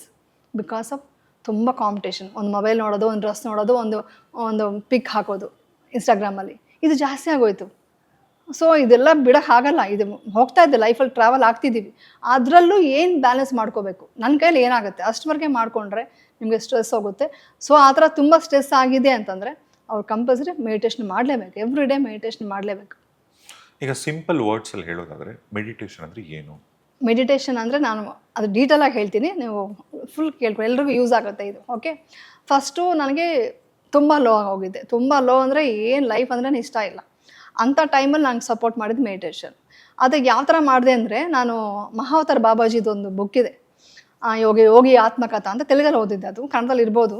ಆ ಬುಕ್ಕು ಓದಿದಾಗ ಹಿಮಾಲಯಸಲ್ಲೆಲ್ಲ ಸನ್ಯಾಸಿಗಳು ಸ್ವಾಮೀಜಿಗಳಲ್ಲಿ ಹೆಂಗೆ ಏನು ಇಲ್ದಿರೋ ಒಂಥರ ಮೆಡಿಟೇಷನ್ ಮಾಡ್ಕೊಂಡು, ಧ್ಯಾನ ಮಾಡ್ಕೊಂಡು, ತಪಸ್ ಮಾಡ್ಕೊಂಡು ಇರ್ತಿದ್ರು ಅಂತ ಓದಿದ್ಮೇಲೆ ನನಗೆ ಏನೋ ಒಂದು ಅಚೀವ್ ಮಾಡಬೇಕು ಇದರಲ್ಲಿ ಅಂತ ಒಂದು ಥಾಟ್ ಬಂತು. ಆ ಥಾಟ್ ಬಂದಮೇಲೆ ನಾನೇ ಕೂತ್ಕೊಂಡು ಮೆಡಿಟೇಷನ್ ಸ್ಟಾರ್ಟ್ ಮಾಡಿದೆ. ಅವಾಗ ಯೂಸ್ ಆಗಿ ನಾನು ಯೂಟ್ಯೂಬಲ್ಲಿ ಚೆಕ್ ಮಾಡ್ತಿದ್ದೆ ಯಾವ ಮೆಡಿಟೇಷನ್ ಯಾವುದು ಅಂತ. ಏನೊಂದು ನೋಡ್ತಾ ಮೆಡಿಟೇಷನ್ ಮಾಡ್ತಿದ್ದೆ. ತುಂಬ ಫ್ರೀ ಆಗಿದ್ದೆ. ಅವಾಗ ಏನು ಕೆಲಸ ಇಲ್ಲ. 6 ಅವರ್ಸ್ ಮೆಡಿಟೇಷನ್ ಮಾಡಿದೆ ನಾನು. ಮಕ್ಕಳೆಲ್ಲ ಸ್ಕೂಲ್ಗೆ ಹೋದ್ಮೇಲೆ 6 ಅವರ್ಸ್ ಅಂದರೆ ಗ್ಯಾಪ್ ಕೊಟ್ಟು. ಇವಾಗ ಮಕ್ಕಳೆಲ್ಲ ಹೋಗಿರ್ತಾರೆ, ಬೆಳಗ್ಗೆ 1 ಅವರ್ ಮೆಡಿಟೇಷನ್ ಮಾಡಿರ್ತೀನಿ, ಮತ್ತೆ ಬ್ರೇಕ್ಫಾಸ್ಟ್ ಮಾಡ್ತೀನಿ, ಮತ್ತೆ ಮೆಡಿಟೇಷನ್ ಮಾಡ್ತೀನಿ, ಮತ್ತೆ ಸ್ವಲ್ಪ ಲಂಚ್. ಈ ಮೆಡಿಟೇಷನ್ ನಾನು ಕಾಪಾಡಿದ್ದು ಇವತ್ತಿನ ದಿವಸ. ಅದಕ್ಕೇ ಇದನ್ನೆಲ್ಲ ಹೇಳೋಕೆ ಬಂದಿರೋದು ನಾನು. ಸೊ ಆ ಮೆಡಿಟೇಷನಿಂದ ಏನಾಯಿತು ಅಂದರೆ ನನಗೆ ಟೋಟಲಾಗಿ ಸ್ವಲ್ಪ ಕಾಮ್ ಆಯಿತು ಮೈಂಡ್ ಸ್ವಲ್ಪ. ಓಕೆ, ನಾವು ಲೈಫಲ್ಲಿ ನಾವು ಏನು ಅನ್ಕೊಬೇಕು ಅದು ಅಚೀವ್ ಮಾಡ್ಬೋದು ಅಂತ ಒಂದು ಧೈರ್ಯ ಬಂತು, ಒಂದು ನಂಬಿಕೆ ಬಂತು ಲೈಫ್ ಮೇಲೆ. ಒಂದು ಆ ಪೇಯ್ನ್ ಅನ್ನೋದು ಸ್ವಲ್ಪ ಕಮ್ಮಿ ಆಯಿತು. ಬಟ್ ಏನಾಗ್ತಿತ್ತು ಅಂದರೆ, ಆ ಮೆಡಿಟೇಷನ್ ಮಾಡಿದಾಗ ಚೆನ್ನಾಗಿರ್ತಿತ್ತು, ಆಮೇಲೆ ಮತ್ತೆ ಪೇಯ್ನ್, ಮತ್ತೆ ಏನೋ ಒಂದು ಮಾತೋ ಇಲ್ಲಾಂದರೆ ಏನೋ ಒಂದು ಡಿಸ್ಟರ್ಬೆನ್ಸು, ಏನೋ ಒಂದು ಥಾಟ್ ಬರ್ತಿತ್ತು. ಯಾಕೆ ನನ್ನ ಲೈಫ್ ಹಿಂಗಿದೆ, ಯಾಕೆ ಹಿಂಗಿದೆ, ನಾನು ಹಂಗೆ ಅಲ್ವಲ್ಲ, ನನ್ನ ಲೈಫ್ ಇದಲ್ವಲ್ಲ, ನಾನು ಯಾವ ಥರ ಮಾತಾಡ್ತಿದ್ದೆ, ನಾನು ಯಾವ ಥರ ಕ್ಯಾರೆಕ್ಟರ್, ಇದೆಲ್ಲ ಏನು ಈ ಥರ ಆಗೋಯ್ತು ಅಂತ ಮತ್ತೆ ಡಲ್ ಆಗಿ ಹೋಗ್ತಿದ್ದೆ. ಈ ಥರ ಎಲ್ಲ ಆಗ್ತಾ ಹಾಗೆ ನಾನೇನು ಮಾಡಿದೆ, ನನಗೆ ಗೊತ್ತಿಲ್ಲದಿರೋ ಒಂದು ಮ್ಯಾನಿಫೆಸ್ಟೇಷನ್ ಮಾಡಿಕೊಂಡು, ನಾನು ಹ್ಯಾವ್ ಟು ನಾನು ವರ್ಕ್ ಮಾಡಲೇಬೇಕು ಅಂತ ಅಂದ್ಕೊಂಡೆ. ಲಾ ಆಫ್ ಅಟ್ರಾಕ್ಷನ್ ಅಂತ ನಾನು ತುಂಬ ನಂಬ್ತೀನಿ. ನಂಬಿಟ್ಟು 2013 12 to 13 ಆ ಟೈಮಲ್ಲಿ ನಾನು ಏನೊಂದು ಅಚೀವ್ ಮಾಡಬೇಕು, ಇಲ್ಲ ನನಗೆ ಬೇಡ ಈ ಲೈಫ್ ಅಂತ ಡಿಸೈಡ್ ಮಾಡ್ಕೊಂಡ್ಬಿಟ್ಟೆ. ಆ ಡಿಸೈಡ್ ಮಾಡ್ಕೊಂಡಾಗ ಒಂದು ಸಲ ಒಂದು ಟ್ರಿಗರ್ ಬರುತ್ತೆ. ಎಲ್ಲ ಮನುಷ್ಯನಿಗೂ ತುಂಬ ಪೇಯ್ನಲ್ಲೋ ಕಷ್ಟದಲ್ಲಿದ್ದಾಗ ಒಂದು ಟ್ರಿಗರ್ ಕೊಡುತ್ತೆ. ನನಗೆ ಹೇಳ್ತಿರಂಗೆ ಸೆನ್ಸೇಷನ್ ಬರ್ತದೆ ನನ್ನ ಬಾಡಿನಲ್ಲಿ. ಆ ಟ್ರಿಗರ್ ಬಂದಾಗ ಅದು ನಾವು ಅಚೀವ್ ಮಾಡೋಕ್ಕೆ ಹೋಗಬೇಕು. ಒಂದು ಕೆಳಗೆ ಬಿದ್ದೋಗ್ತಾರೆ, ನನ್ನ ಕೈಲಿ ಆಗಲ್ಲ ಅಂತ ಕೊಲಾಪ್ಸ್ ಆಗ್ತಾರೆ, ಇಲ್ವಾ ಆ ಫೈರಿಂದ ಮತ್ತೆ ಒಂದು ದೀಪ ಥರ ಬೆಳಕು ತೊಗೊಂಡು ಹೊರಗೆ ಬರ್ತಾರೆ. ಆದರೆ ಒಂದು ದೀಪ ಥರ ಹೊರಗೆ ಬಂದು ನಾನು ವರ್ಕ್ ಮಾಡೋಕ್ಕೆ ಸ್ಟಾರ್ಟ್ ಮಾಡಿದೆ. ಫಸ್ಟ್ ನಾನು ಮಾಡಿದ್ದೆ, ನಾನು ಯಾರನ್ನೂ ತುಂಬ ಆತ್ಮಾಭಿಮಾನ, ನನಗೆ ಯಾರನ್ನೂ ಏನೂ ಕೇಳ್ತಾ ಇರಲಿಲ್ಲ. ಆತ್ಮಾಭಿಮಾನ ಅಲ್ಲ, ಸ್ವಾಭಿಮಾನ. ಸೊ ಆವಾಗ ನನಗೆ ರಾಮೋಜಿರವರು ETVಯಲ್ಲಿ ವರ್ಕ್ ಮಾಡಿದ್ದಲ್ವ, ನಾನು ಇಂಟ್ರೊಡ್ಯೂಸ್ ಮಾಡಿದ್ದೆ ಅವರೇ. ಸೊ ಅವರು ಯಾವಾಗಲೂ ಒಂದ್ಸಲ ಕೇಳಿದ್ರು, ನೀವು TV ಮಾಡ್ತೀರಾ, ಆ್ಯಕ್ಟ್ ಮಾಡ್ತೀರಾ ಅಂತ. ಆವಾಗ ಇಂಟ್ರೆಸ್ಟ್ ಇಲ್ಲ ಅಂತ ಹೇಳಿದ್ದೆ. ಮಕ್ಕಳು ಚಿಕ್ಕವರಿದ್ರು, ನಾನು ಮಾಡಲ್ಲ, ಇವಾಗ ನಾನು ಗ್ಯಾಪ್ ತೊಗೊಂಡಿದ್ದೆ ಅಂತ ಹೇಳಿದ್ದೆ. ಮತ್ತೆ ಅವ್ರು ಮೆಸೇಜ್ ಹಾಕಿದೆ, ಸರ್ ನಾನು I want to prove myself, I want to work ಅಂತ ಹಾಕಿದ ತಕ್ಷಣ ಇಮಿಡಿಯೇಟಾಗಿ ನನಗೊಂದು ಸೀರಿಯಲ್ ಕೊಟ್ಟರು. ಅದು ದೊಡ್ಡ ಪೀಕ್ ಲೈಫ್ ಹೋಯಿತು. ಆ ಥರ ಸೀರಿಯಲ್ಗಳು ನಾನು ಮಾಡಬೇಕು ಅಂತ ಅಂದ್ಕೊಂಡೆ. ಬಟ್ ಹಾಗಂತ ಚಿಕ್ಕ ಕ್ಯಾರೆಕ್ಟರ್ ಮಾಡಬಾರ್ದು, ಆ್ಯಸ್ ಎ ಹೀರೋಯಿನ್ ಮಾಡಬೇಕು ಅಂತ ನನ್ನ ಮನಸ್ಸಲ್ಲಿ ಥಾಟ್ ಬಂತು. ನಾನು ಯಾವಾಗಲೂ ಮಾಡಿದ್ದ ಮ್ಯಾನಿಫೆಸ್ಟೇಷನ್ನು ನನಗೆ ಹೀರೋಯಿನಾಗೇ ಬಂತು. ಈ ಏಜಲ್ಲಿ ಕೂಡ ಹೀರೋಯಿನಾಗಿ ಒಂದು ಪವರ್ಫುಲ್ ಲೇಡಿಯಾಗಿ ಒಂದು ಒಳ್ಳೆ ಸೀರಿಯಲ್ ಮಾಡಿದೆ. 2000 ಎಪಿಸೋಡ್ಸ್ ಹೋಯ್ತು, ಅದು ಸಕ್ಸಸ್ಫುಲಿ ಹಿಟ್ ಆಯಿತು. ಆ ಥರ ಇನ್ನೊಂದು ಸೀರಿಯಲ್ಲು ಟೈಟಲ್ ರೋಲ್ ಮಾಡಿದೆ, ತುಳಸಿ ಅಂತ ಒಂದು ಸೀರಿಯಲ್ ಮಾಡ್ತಾಯಿದ್ದೀನಿ. ಸೊ ಇದೆಲ್ಲ ಮಾಡ್ತಿದ್ದಾಗ ಒಂದು ದಿವಸ ಒಂದು ಪ್ರೋಗ್ರಾಮ್ ನೋಡ್ತಿದ್ದೀನಿ, ಎಲ್ಲ ಸೆಲೆಬ್ರಿಟೀಸ್ ಡ್ಯಾನ್ಸ್ ಮಾಡ್ತಿದ್ದಾರೆ. ಐ ವಾಂಟ್ ಟು ಡ್ಯಾನ್ಸ್ ಅಂತ ಹೇಳಿದೆ. ಅಂದ್ಕೊಂಡೆ, ಅಷ್ಟೇ ಕಟ್ ಮಾಡಿದ್ರೆ ಒಂದು ದುಬೈಯಲ್ಲಿ ಲೈವ್ ಶೋ, ಟೋಟಲ್ ಪ್ರಭಾಸಿಂದ ಹಿಡಿದು ಟೋಟಲ್ ಬಾಹುಬಲಿ ಸೆಟ್ ಇದೆ ಅಲ್ಲಿ, ಎಲ್ಲರೂ ಇದ್ದಾರೆ ಟೋಟಲ್ ಆಗಿ. ಎಲ್ಲರ ಮುಂದೆ ಪರ್ಫಾರ್ಮ್ ಮಾಡಿದೆ ಡ್ಯಾನ್ಸ್. ಅದು ಯಾವ್ದು ಗೊತ್ತಾ, ಡೋಲು ಬಾಜೆ ಸಾಂಗ್. ಎಷ್ಟು ರೌಂಡ್ಸ್ ಇರುತ್ತೆ ಅದು. ಅದನ್ನು ಮಾಡಿದ ತಕ್ಷಣ ಎಲ್ಲರೂ ಕ್ಲಾಪ್ಸ್ ಹಾಕ್ಬಿಟ್ಟು ಸೂಪರ್ ಅಂತ ಇದು ಮಾಡಿ ಅಪ್ಲಾಸ್ ಕೊಟ್ಟರು. ಅಂದರೆ ನಾವು ಮ್ಯಾನಿಫೆಸ್ಟೇಷನ್ ಯಾವ ಏಜ್ ಅಂತ ಇಲ್ಲ, ನಾವು ಅಂದ್ಕೊಂಡ್ರೆ ಮಾಡಬೇಕು ಅಂತ ಸಾಧಿಸಿದ್ರೆ ಎನರ್ಜಿ ಆಟೋಮೆಟಿಕ್ಕಾಗಿ ಬರುತ್ತೆ. ಆ ಥರ ಎನರ್ಜಿ ಬಂದು ಆ ಥರ ಪ್ರಾಕ್ಟೀಸ್ ಮಾಡಿ ಡ್ಯಾನ್ಸ್ ಮಾಡ್ತಿದ್ದೆ. ಏನೇ ಮಾಡಿದ್ರು ಎಲ್ಲೋ ಒಂದು ನಾನು ಮೆಡಿಟೇಷನ್ ಮಾಡಿದ್ರು ನನಗೆ ಈ ಪೇಯ್ನ್ ತುಂಬ ಕೊಡ್ತಾನೆ ಇತ್ತು. ಏನು ಮಾತಾಡಿದ್ರು ಏನೋ ಒಂದು ಅಂತಾರಲ್ಲ ಅಂತ ಒಂದು ಪೇಯ್ನ್ ಇರ್ತಾಯಿತ್ತು. ಆವಾಗ ನನಗೆ ನನ್ನ ಡಾಟ್ರ್ ಬಂದು, ನಾನು ತುಂಬ ಬುದ್ಧನ ಬುಕ್ಸ್ ಓದ್ತಿದ್ದೆ. ಅದನ್ನೆಲ್ಲ ಹೇಳ್ತಿದ್ದೆ, ಯಾವುದು ಶಾಶ್ವತ ಅಲ್ಲ, ಎಲ್ಲ ಬಿಟ್ಟು ಹೋಗೋದಕ್ಕೆ ರೆಡಿ ಇರಬೇಕು ಅಂತ ಹೇಳ್ತಿದ್ದೆ. ಆವಾಗ ನನ್ನ ಮಗಳಿಗೆ ಅವ್ರ ಫ್ರೆಂಡ್ ಹೇಳಿ, ಯಾಕೆ ವಿಪಶ್ಯನ ಮಾಡಬಾರ್ದು, ನೀವೆಲ್ಲ ಬುದ್ಧನ ಬಗ್ಗೆನೇ ತುಂಬ ಹೇಳ್ತೀರಾ ಅಂದ್ಬಿಟ್ಟು ಅವ್ಳು ಟ್ಯಾಟೂ ಎಲ್ಲ ಹಾಕಿದ್ಲು ಅವಳು, ಬುದ್ಧನ ಸಂಬಂಧಪಟ್ಟಿದ್ದು. ಅವಾಗ ಹೇಳಿದ್ರೆ ನನ್ನ ಮಗಳು ನಾನು ಮೆಡಿಟೇಷನ್ 10 days ಕೋರ್ಸ್ ಅಂತ ನಾನು ಮಾಡ್ತೀನಿ ಅಂತ ಅಂದ್ಲು. 10 days ಕೋರ್ಸಾ, ಎಲ್ಲಿದೆ ಏನು ಅಂತ ನಾನೇ ಹೋಗಿ ಡ್ರಾಪ್ ಮಾಡಿದೆ, ಹೈದ್ರಾಬಾದಲ್ಲಿ ಮಾಡಿದ್ದವಳು. ಆ 10 days ಕೋರ್ಸ್ಗೆ ನಾನೇ ಡ್ರಾಪ್ ಮಾಡಿದೆ. 10 days ವಿತೌಟ್ ಫೋನ್ ಮಾತಾಡ್ದಿರಾ ಮೆಡಿಟೇಷನ್ 10 hours ಮಾಡೋಕ್ಕಾಗುತ್ತಾ ಅಂದರೆ ನಾನು ಮಾಡ್ತೀನಿ ಅಂತ ಶಿ ಡಿಡ್. ಅವಳು ಮಾಡಿ ಹೊರಗೆ ಬಂದ ತಕ್ಷಣ ಅವಳಲ್ಲಿ ನನಗೆ ಚೇಂಜಸ್ ಕಾಣಿಸ್ತು. ನೀವು ಅಬ್ಸರ್ವ್ ಮಾಡಿದೆ. ಚೇಂಜಸ್ ಕಾಣಿಸಿದ್ಮೇಲೆ ಅವಳು ಮಾಡಿದ್ದು ಜುಲೈಯಲ್ಲಿ, ನಾನು ಇಮ್ಮಿಡಿಯೇಟ್ಗೆ ಬುಕ್ ಮಾಡಿಕೊಂಡೆ. ನಂಗೆ ಸೆಪ್ಟೆಂಬರಲ್ಲಿ ಸಿಕ್ತು ಮೆಡಿಟೇಷನ್ಗೆ 10 days ಕೋರ್ಸ್ಗೆ ವಿಪಶ್ಯನ. ಅದು ನನಗೆ ಇಷ್ಟ ಆಗಿ ಆವಾಗ ನನಗೆ ವಿಪಶ್ಯನ ಮೀನ್ಸ್ ಪಾಲಿ ಭಾಷೆಯಲ್ಲಿ ವಿಪಸನ ಅಂತಾರೆ. ವಿಪಸನ ಅಂದರೆ ಪಶ್ಯನ ಅಂದರೆ ನೋಡೋದು, ವಿಪಶ್ಯನ ಅಂದರೆ ನಮ್ಮ ಯಥಾಭೂತ ದರ್ಶನ ಹೆಂಗಿದ್ಯೋ ಹಾಗೆ ನಮ್ಮ ಇನ್ನರ್ ಏನು ನಡೀತೆ ಅಂತ ನೋಡೋದು. ವಿಪಶ್ಯನ ಅಂದರೆ ಅದು ಮೀನಿಂಗ್. ಅದು ಬುದ್ಧ 2600 years ಬ್ಯಾಕೆ ನಮ್ಮ ಇಂಡಿಯಾದಲ್ಲಿ ಕೊಟ್ಟಿರೋ ಒಂದು ದೊಡ್ಡ ಗಿಫ್ಟ್, ಅದು ಒಂದು ವಿದ್ಯೆ. ಅದು ವಿಪಶ್ಯನ ಅಲ್ಲ, ಇದು ವಿಪಶ್ಯನ ಅಂದರೆ ಸಾಂಸ್ಕ್ರಿಟ್ ವರ್ಡು. ವಿಪಾಸನ ಅಂದರೆ ಪಾಲಿ ಭಾಷೆ. ಅವಾಗ ಪಾಲಿ ಭಾಷೆ ಕೂಡ ನಮ್ಮ ಇಂಡಿಯಾದಲ್ಲೇ ಇದ್ದಿದ್ದು. ಆಮೇಲೆ ಇದು ಚೇಂಜ್ ಆದಮೇಲೆ ಅದು ಬರ್ಮಾ ಅವರೆಲ್ಲ, ಶ್ರೀಲಂಕಾ ಬರ್ಮಾ ಅವರೆಲ್ಲ ಇವತ್ತಿಗೂ ಅದನ್ನು ಮಾಡ್ತಿದ್ದಾರೆ. ಬಟ್ ನಮ್ಮ ಇಂಡಿಯಾ ಬಿಟ್ಬಿಟ್ರು. ಅವರು 500 years ಆದಮೇಲೆ ಹೊಟ್ಟೋಯ್ತು ಅದು ವಿಪಶ್ಯನ. ಇದಕ್ಕೆಲ್ಲ ಎಷ್ಟು ಸಾವಿರ ಎಷ್ಟು ಲಕ್ಷ ಖರ್ಚಾಗುತ್ತೆ ಕೋರ್ಸ್ಗೆ? ಇನ್ನು ಹೇಳ್ತೀನಿ. ಸೊ ಅದು ಬಂದ್ಬಿಟ್ಟು ಅದನ್ನು ತಿಳ್ಕೊಂಡು ಹೋಗಿ ಮಾಡಿದ್ರೆ ಒಂದೊಂದು ದಿವಸಕ್ಕೆ ಒಂದೊಂದು ಚೇಂಜ್. ಇದು ಬಂದು ಫ್ರೀ. ಎಷ್ಟು ಖರ್ಚಾಗುತ್ತೆ ಅಂತ ಕೇಳಿದ್ರಲ್ವಾ, ಇದು total free. Food free, accommodation free, everything free. ಯಾರು ಬೇಕಾದರೂ ಮಾಡ್ಬೋದು. ಯಾವ ಜಾತಿ ಮತ ಯಾವುದೂ ಇಲ್ಲ, ಯಾವ ರಿಲಿಜನ್ ಆದರೂ ಮಾಡ್ಬೋದು. ಬಿಕಾಸ್ ದೇವರು ಹೊರಗಡೆ ಎಲ್ಲೂ ಇಲ್ಲ, ನಿಮ್ಮಲ್ಲಿದ್ದಾರೆ ಅಂತ ತಿಳ್ಕೊಳ್ಳೋದೇ ಬುದ್ಧ ಹೇಳಿದ್ದೆ ಅದೇ. ಪ್ರತಿಯೊಂದು ಜೀವಿನ ನಾವು ದಯೆಯಿಂದ ನೋಡಬೇಕು ಅಂತ. ಸೊ ಅದು ವಿಪಶ್ಯನ ಅಂದರೆ. ಸೊ ಅದಕ್ಕೋಸ್ಕರ ನಾನು ಹೋಗಿ ಮಾಡಿದೆ. ಫಸ್ಟ್ ಡೇನೇ ಬಂದುಬಿಟ್ಟು ಒಂದು ಪ್ಲೇಟ್ ಇಟ್ಕೊಂಡು ನಾವು ಲೈನಲ್ಲಿ ಹೋಗಬೇಕು. ಏನಕ್ಕೆ ಅದನ್ನು ಮಾಡ್ತಾರೆ ಅಂದರೆ, ಯಾಕೆ ದುಡ್ಡು ಕೊಟ್ಟು ತೊಗೊಳ್ಳಲ್ಲ ಅಂದರೆ, ದುಡ್ಡು ತೊಗೊಂಡು ನಾವು ಆರ್ಡ್ರ್ ಮಾಡ್ತೀವಿ, ಇದೆಲ್ಲ ಉಪ್ಪಿಲ್ಲ, ಇದು ಖಾರ ಇಲ್ಲ ಅಂತ ಏನೋ ಹೇಳ್ತೀವಿ. ಬಟ್ ಫುಡ್ ಟೇಸ್ಟಿ, ತುಂಬ ಟೇಸ್ಟಿಯಾಗಿರುತ್ತೆ. ಯಾಕಂದರೆ ಅಲ್ಲಿ ಫುಡ್ಡು ಅಡುಗೆ ಮಾಡೋರು ಕೂಡ ವೈಬ್ರೇಷನ್ಸಲ್ಲಿ ಮೆಡಿಟೇಷನ್ ಮಾಡಿಸ್ತಾರೆ. ಬಿಕಾಸ್ ಗುಡ್ ವೈಬ್ರೇಷನ್ ಬರಬೇಕು ಫುಡ್ಡಲ್ಲಿ ಕೂಡ ಅಂತ ಅವ್ರು ನಂಬ್ತಾರೆ. ಸೊ ಅಷ್ಟು ಟೇಸ್ಟಿಯಾಗಿರುತ್ತೆ ಫುಡ್ಡು. ಹೋದಾಗ ನಾವು ಪ್ಲೇಟ್ ನಿಂತ್ಕೊಂಡಿದ್ದಾಗ ನಮ್ಮ ಫಸ್ಟ್ ಈಗೋ ಕಮ್ಮಿ ಆಗುತ್ತೆ. ನೀವೆಲ್ಲ ಸ್ಟಾರ್ ಆಗಿದ್ರು ಅಲ್ಲೇ ಲೈನಲ್ಲಿ ನಿಂತ್ಕೋಬೇಕು. ನೀವು ಮಾಮೂಲು ಒಂದು ಕೂಲಿ ಕೆಲಸ ಮಾಡೋರು ಕೂಡ ಅದೇ ಲೈನಲ್ಲಿ ನಿಂತ್ಕೋಬೇಕು. Everybody equal. ಫೀಮೇಲ್ಸ್ ಒಂದು 30 ಜನ ಇರ್ತೀವಲ್ಲ.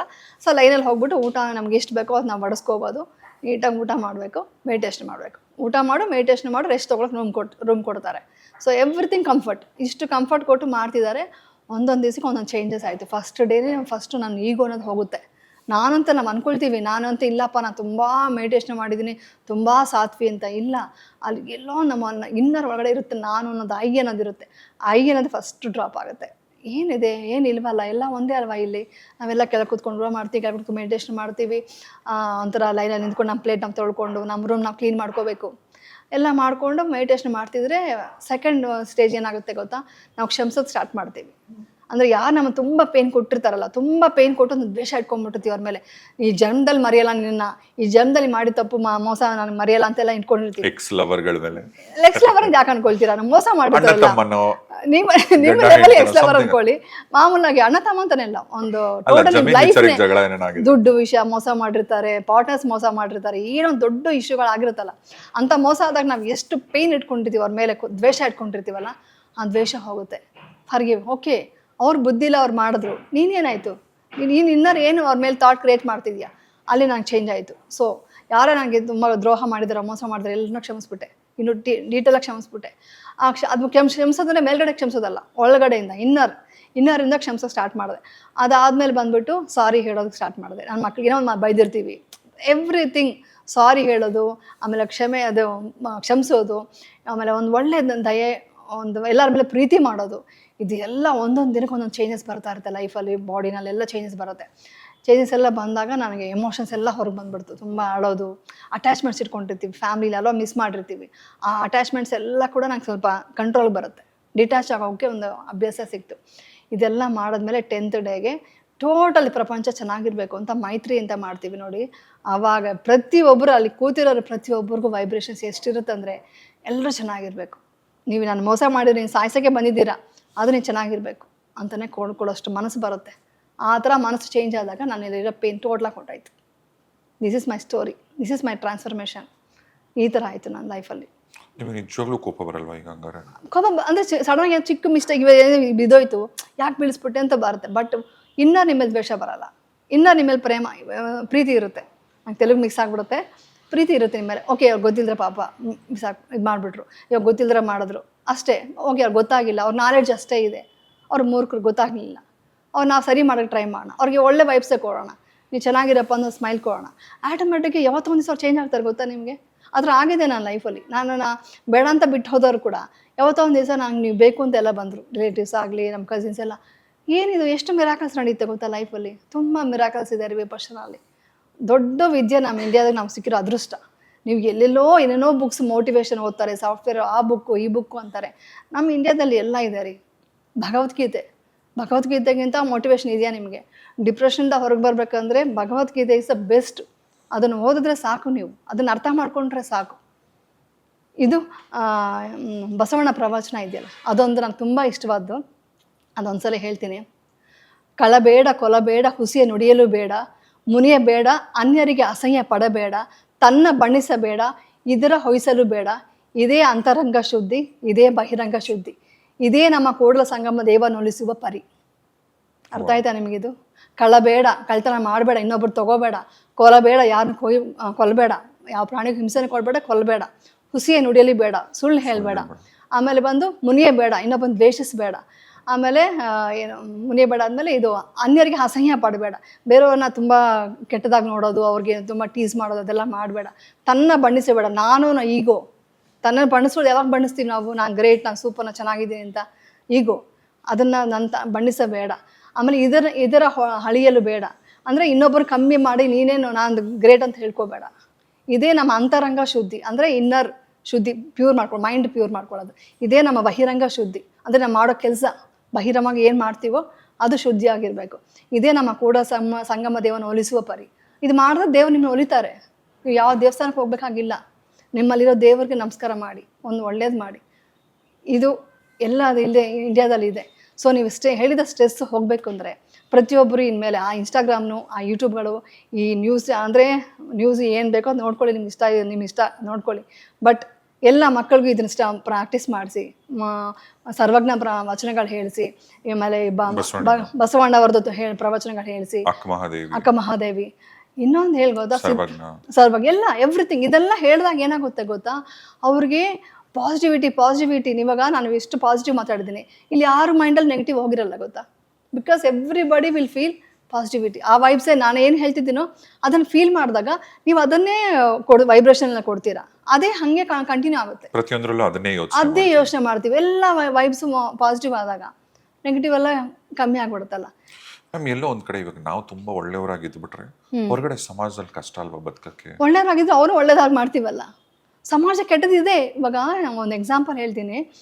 ಇವಾಗ ನೀವೊಂದು ಟ್ರಾವೆಲ್ ಮಾಡ್ತಾ ಇದ್ದೀರಾ, ಪಕ್ಕದಲ್ಲೇ ಒಂದು ಗಾರ್ಬೇಜ್ ಗಾಡಿ ಹೋಗ್ತಾ ಇದೆ. ನೀವು ಗಾರ್ಬೇಜ್ ಪಕ್ಕದಲ್ಲೇ ಹೋಗ್ತಿದ್ರೆ, ಅಯ್ಯೋ ಕೆಟ್ಟ ವಾಸನೆ ಎಲ್ಲ ಕೆಟ್ಟದು ಹಾಳಾಗಿದೆ ಅಂತ ಫೀಲಿಂಗಲ್ಲೇ ಇರ್ತೀರಾ. ಒಂದು ಯೂಟರ್ನ್ ತಗೊಳ್ಳಿ.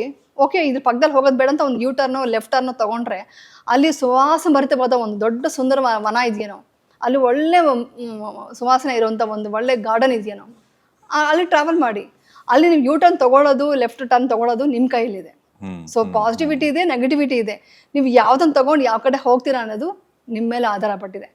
ಸೊ ಅದರಿಂದ ನೀವು ನೆಗೆಟಿವ್ ಇರುತ್ತೆ, ಪಾಸಿಟಿವಿಟಿ ಇದೆ. ಪಾಸಿಟಿವಿಟಿ ಕಡೆ ನೀವು ಜಾಸ್ತಿ ಗಮನ ಕೊಡಿ. ಸೊ ಅದಕ್ಕೆ ಹೇಳಿದ್ದು, ನೀನು ಮೋಸನೂ ಮಾಡಬೇಡ. ಆ ಥರ ಮಾಡಿದಾಗ ನೀನು ಮೋಸನೂ ಹೋಗಬೇಡ.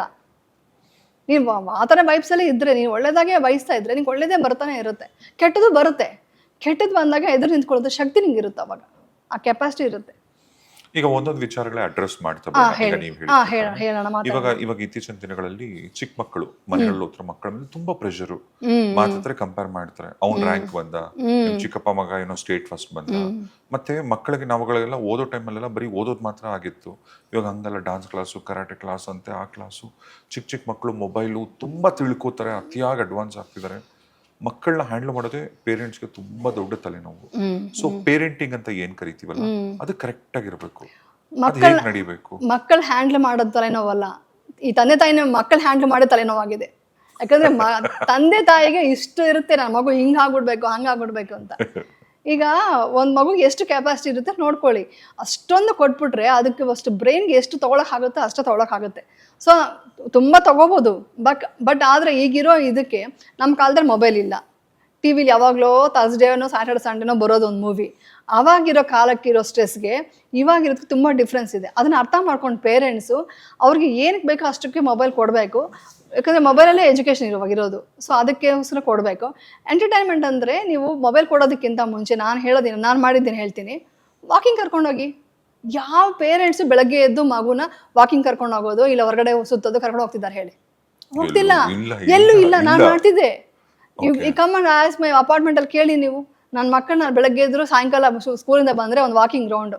ಅವಾಗ ಮೋಟಿವೇಶನ್ ಎಷ್ಟು ಮಾಡ್ಬೋದು ಗೊತ್ತಾ? ನಾವು ಗೊತ್ತಿಲ್ಲದ್ರೆ ಮಾಡ್ಬೇಕು. ಯಾವಾಗ ಮಕ್ಕಳನ್ನ ಫೋರ್ಸ್ ಮಾಡೋದಕ್ಕಿಂತ ಕಂಪೇರ್ ಮಾಡೋದಕ್ಕಿಂತ ಅವ್ರಿಗೆ ಅವ್ನು ಕಂಪೇರ್ ಮಾಡೋಷ್ಟು ನೀನು ಎಷ್ಟು ಗ್ರೇಟ್ ಹೆಸರು ಒಂದು ಚಿಕ್ಕ ಅಪ್ರಿಷಿಯೇಷನ್ ಕೊಡ್ತಾರ. ನಾನು ಮಕ್ಕಳು ಬಂದ ತಕ್ಷಣ ಬಂದು ಏನು ಹೋಮ್ವರ್ಕ್ ಅಂತ ಕೇಳ್ತಾ ಇರಲಿಲ್ಲ. ತಿಂದಿಯಾ ಮಾಡಿದೆ ಅಂತ ಕೇಳಿಬಿಟ್ಟು ಅವ್ರನ್ನ ಪ್ರೈಸ್ ಮಾಡಿ, ಅವ್ರಿಗೆ ಸ್ವಲ್ಪ ಟೈಮ್ ಕೊಡಿ, ಸ್ವಲ್ಪ ಖುಷಿಯಾಗಿ ಮಾತಾಡಿ, ಕಾಮಿಡಿ ಮಾಡಿ, ಒಂದು ಫನ್ನಿ ಥಿಂಗ್ಸ್ ಮಕ್ಕಳ ಜೊತೆಯಲ್ಲಿ ಆ ಮಕ್ಕಳ ವಯಸ್ಸಿಗೆ ಹೋಗಿ ಫನ್ನಿಯಾಗಿ ಅವ್ರ ಹತ್ರ ಮಾತಾಡಿದ್ರೆ ನೀವು ನೋಡಿ ಅಷ್ಟು ಚೆನ್ನಾಗಿ ಎಲ್ಲ ಹೇಳ್ತಾರೆ. ಏನಾಯ್ತಮ್ಮ, ಏನು ಫ್ರೆಂಡ್ಸ್ ಏನಂದ್ರು ಅಂತ ಸುಮ್ಮನೆ ಕಾಮಿಡಿಯಾಗಿ ಕೇಳಿ ಅವ್ರಿಗೆಲ್ಲ ವಿಷಯಗಳು ಪ್ರಾಬ್ಲಮ್ ಇದ್ದರೂ ಹೇಳ್ಬಿಡ್ತಾರೆ. ಗೊತ್ತಿಲ್ಲದ್ರೆ ನೀವು ಅವಾಗ ಹೇಳ್ಬೋದು, ಹಂಗೆ ಮಾಡಿದ್ರಾ, ಹೋಗ್ಲಿ ಬಿಡು, ನೀನು ಹಿಂಗೆ ಈ ಥರ ಇರು ಅಂತ ನಾವು ಹೇಳ್ಕೊಡೋದಕ್ಕೆ ಒಂದು ಅವಕಾಶ ಸಿಗುತ್ತೆ. ನೀವು ಅವಕಾಶ ಹೇಳ್ಕೊಡ್ತಾ ಇದ್ದೀರಾ? ಬಂದ ತಕ್ಷಣ ಬಂದು ಓದು ಅಂತ ಸ್ಟ್ರೆಸ್ ಕೊಟ್ಟರೆ ಆ ಮಗು ಓದುತ್ತೆ, ಹೆಂಗೋ ಬರುತ್ತೆ, ಒಂದು ಅಟ್ಯಾಚ್ಮೆಂಟ್ ಇಲ್ಲದೆ ಹೋಗುತ್ತೆ. ಅಟ್ಯಾಚ್ಮೆಂಟ್ ಇಲ್ಲ ಅಂದರೆ ಏನಾಗುತ್ತೆ, ಎಮೋಷನ್ಸ್ ಬಾಂಡಿಂಗ್ ಗೊತ್ತಾಗಲ್ಲ, ಎಮೋಷನಲ್ಲಿ ಹೆಂಗೆ ಕನೆಕ್ಟ್ ಆಗಬೇಕು ಅಂತ ಗೊತ್ತಾಗೋದಿಲ್ಲ. ಆವಾಗಿಂದ ಪ್ರಾಬ್ಲಮ್ ಸ್ಟಾರ್ಟ್ ಆಗುತ್ತೆ. ಅದರಿಂದ ಡಿಪ್ರೆಷನ್ಗಳು ಎಲ್ಲ ಹೋಗುತ್ತೆ. ನೀವು ಡೋಂಟ್ ಕಂಪೇರ್. ಅವ್ರೇನೋ ಸ್ಕೇಟಿಂಗ್ ಮಾಡ್ತಿದ್ದಾರೆ, ಅವ್ರೇನೋ ಕಲ್ತ್ಕೊಂಡ್ಬಿಟ್ಟಿದ್ದಾರೆ, ಅದನ್ನು ಕಂಪೇರ್ ಮಾಡಬೇಡಿ. ನಿನ್ನಲ್ಲಿ ಏನಿದೆ ಅಂತ ನೋಡಿ, ಮಗುಗೆ ಏನು ಇಂಟ್ರೆಸ್ಟ್ ಇದೆ ಅದನ್ನು ಅಪ್ರಿಷಿಯೇಟ್ ಮಾಡಿ. ಸೂಪರ್, ನೀನು ಇವಾಗ 90 ಮಾರ್ಕ್ಸ್ ತೊಗೊಂಬಂದ್ರು, ಯಾಕೆ 95 ಬಂದಿಲ್ಲ ಅಂತ ಕೇಳಬೇಡಿ. ಓ ಮೈ ಗಾಡ್, ನಿಂಗೆ 90 ಬಂದಿದ್ಯಾ ಅಂತ ಅಪ್ರಿಷಿಯೇಟ್ ಮಾಡಿ, ಶಾಕ್ ಕೊಡಿ, ಹ್ಯಾಪಿನೆಸ್ ಕೊಡಿ. ಅದು ಫೇಕ್ ಅಲ್ಲ, ನಿಜವಾಗ್ಲೂ 90 ಬಂದಿದೆ ಅಂತ ಹ್ಯಾಪಿಯಾಗಿ ಕೊಟ್ಟರೆ ಮಗು ನೆಕ್ಸ್ಟ್ ಟೈಮ್ ಅದಕ್ಕೆ 95 ತೊಗೊಂಬರುತ್ತೆ. ನೀವು ಅದು ಬಿಟ್ಬಿಟ್ಟು ಈ 95 ಟ್ರೈ ಮಾಡಿಲ್ವಾ, ಯಾರು ಫಸ್ಟ್ ಬಂದರು ಅಂತ ಕೇಳಬೇಡಿ ನೀವು. ಆವಾಗಲೇ ಮಗುಗೆ ಡಲ್ ಆಗ್ಬಿಡುತ್ತೆ. ಅಲ್ಲ, ಈಗ 95 ಬಿಡಿ, 35 ಅವ್ರ ಕತೆ ಹೇಳಿ. 35 ಕೂಡ ಅಷ್ಟೇ, 35 ಕೂಡ ಪರವಾಗಿಲ್ಲ ಕೊಡು. ಇವಾಗ ಅಜ್ಜ ತಾತ ಎಲ್ಲ ಏನೇನು ಹೇಳ್ತಿದ್ರು, ಇವಾಗ ಮಗು ಒಂದು ಫೇಲ್ ಆಗಿ ಏನಾದ್ರು ಆಯ್ತು ಅನ್ಕೊಳ್ಳಿ, ಆ ಪೇರೆಂಟ್ಸ್ ತುಂಬ ಗಲಾಟೆ ಮಾಡ್ತಿದ್ರೆ, ಅಜ್ಜ ತಾತ ಬಿಡೋ ನಿಮ್ಮ ಅಪ್ಪನ ಫೇಲ್ ಆಗಿದ್ರು ಅಂತ ಏನಕ್ಕೆ ಹೇಳ್ತಾರೆ ಗೊತ್ತಾ? Why they tell? ಬಿಕಾಸ್ ಅದ ಹೇಳಿದಾಗ ಹೌದಾ, ಓಕೆ ಪರವಾಗಿಲ್ಲ, ಬಟ್ ನೆಕ್ಸ್ಟ್ ಟೈಮ್ ಮಾಡು ಅಂತ ಹೇಳೋಷ್ಟು ಕೆಪಾಸಿಟಿ ಕೊಡಬೇಕು ಮಗುಗೆ. ಟ್ಯಾಪ್ ಮಾಡಿ ಮುಂದಕ್ಕೆ ತಟ್ಟಬೇಕು, ಬೆನ್ನು ತಟ್ಟಿ ಮುಂದಕ್ಕೆ ಕಳಿಸ್ಬೇಕು. ಅದು ಬಿಟ್ಬಿಟ್ಟು ನೀನು ಹಿಂಗೆ ಮಾಡಿದೆ ಹಂಗೆ ಮಾಡಿದೆ ಅಂತ ಆಗೋಗಿರೋದ್ರ ಬಗ್ಗೆ ಯೋಚನೆ ಮಾಡಬಾರ್ದು. ಅದಕ್ಕೆ ಮೋಟಿವೇಟ್ ಮಾಡೋದಕ್ಕೆ ತುಂಬ ವಿಷಯಗಳು ಹುಡುಕ್ಬೇಕು. ನೀವು ತುಂಬ ವರ್ಕ್ ಮಾಡಬೇಕು. ಏನು ಹೇಳಿದ್ರೆ ಮಗುಗೆ ಸ್ವಲ್ಪ ಇಂಪ್ರೂವ್ ಆಗುತ್ತೆ ಎಜುಕೇಷ್ನಲ್ಲಿ, ಯಾವ ಥರ ಫಿಸಿಕಲ್ ಫಿಟ್ ಮಾಡಬೇಕು, ಮೆಂಟಲಿ ಹೆಂಗೆ ಫಿಟ್ ಮಾಡಬೇಕು ಅಂತ ನೀವು ಯೋಚನೆ ಮಾಡಬೇಕು. ಒಂದು ಟೈಮಿಂಗ್ ಇಟ್ಕೋಬೇಕು. ಮೊಬೈಲ್ ನೀವೇ ಕೊಟ್ಬಿಟ್ಟು, ನೀವು ಟಿ ವಿ ನೋಡ್ಕೊಂಡು ಮೊಬೈಲ್ ಮಗು ಕೊಟ್ಬಿಟ್ಟು ನೀವು 24 ಗಂಟೆ ನ್ಯೂಸ್ ನೋಡಿಕೊಂಡು ಮಗುನ ಮಾತ್ರ ಓದು ಅಂದರೆ ಹೆಂಗೆ ಓದುತ್ತೆ ಮಗು? ನಿಮ್ಗೆ ಗೊತ್ತಾ, ನಾನು ಎಕ್ಸಾಮ್ ಟೈಮಲ್ಲಿ ಆ ಮಗು ಒಂದೇ ಓದುತ್ತೆ ಅಂದ್ಬಿಟ್ಟು 6th 7th ಸ್ಟ್ಯಾಂಡರ್ಡ್ ಆ ಟೈಮಲ್ಲಿ ನಾನು ಅಲಾರಾಮ್ ಇಟ್ಕೊಂಡು ನಾನು ಎದ್ದು ಕೂತ್ಕೊಳ್ತಿದ್ದೆ ಪಕ್ಕದಲ್ಲಿ. ನಾನು ಏನೋ ಒಂದು ಬುಕ್ ಓದ್ತಿದ್ದೆ. ಅವಾಗ ಏನಾಗುತ್ತೆ ಗೊತ್ತಾ, ಮಗುಗೆ ಅಮ್ಮ ನನ್ನ ಜೊತೆ ಸಪೋರ್ಟಲ್ಲಿ ಇದ್ದಾರೆ. ಇದು ನಾನು ಮಾಡಿದ್ದು ಹೇಳ್ತಾ ಇದ್ದೀನಿ, ಯಾಕಂದರೆ ನನ್ನ ಎಕ್ಸ್ಪೀರಿಯನ್ಸ್ ಹೇಳಿದಾಗ ತುಂಬ ಜನಕ್ಕೆ ಅದು ಯೂಸ್ ಆಗುತ್ತೆ, ಅವ್ರು ಮಾಡ್ತಾರೆ.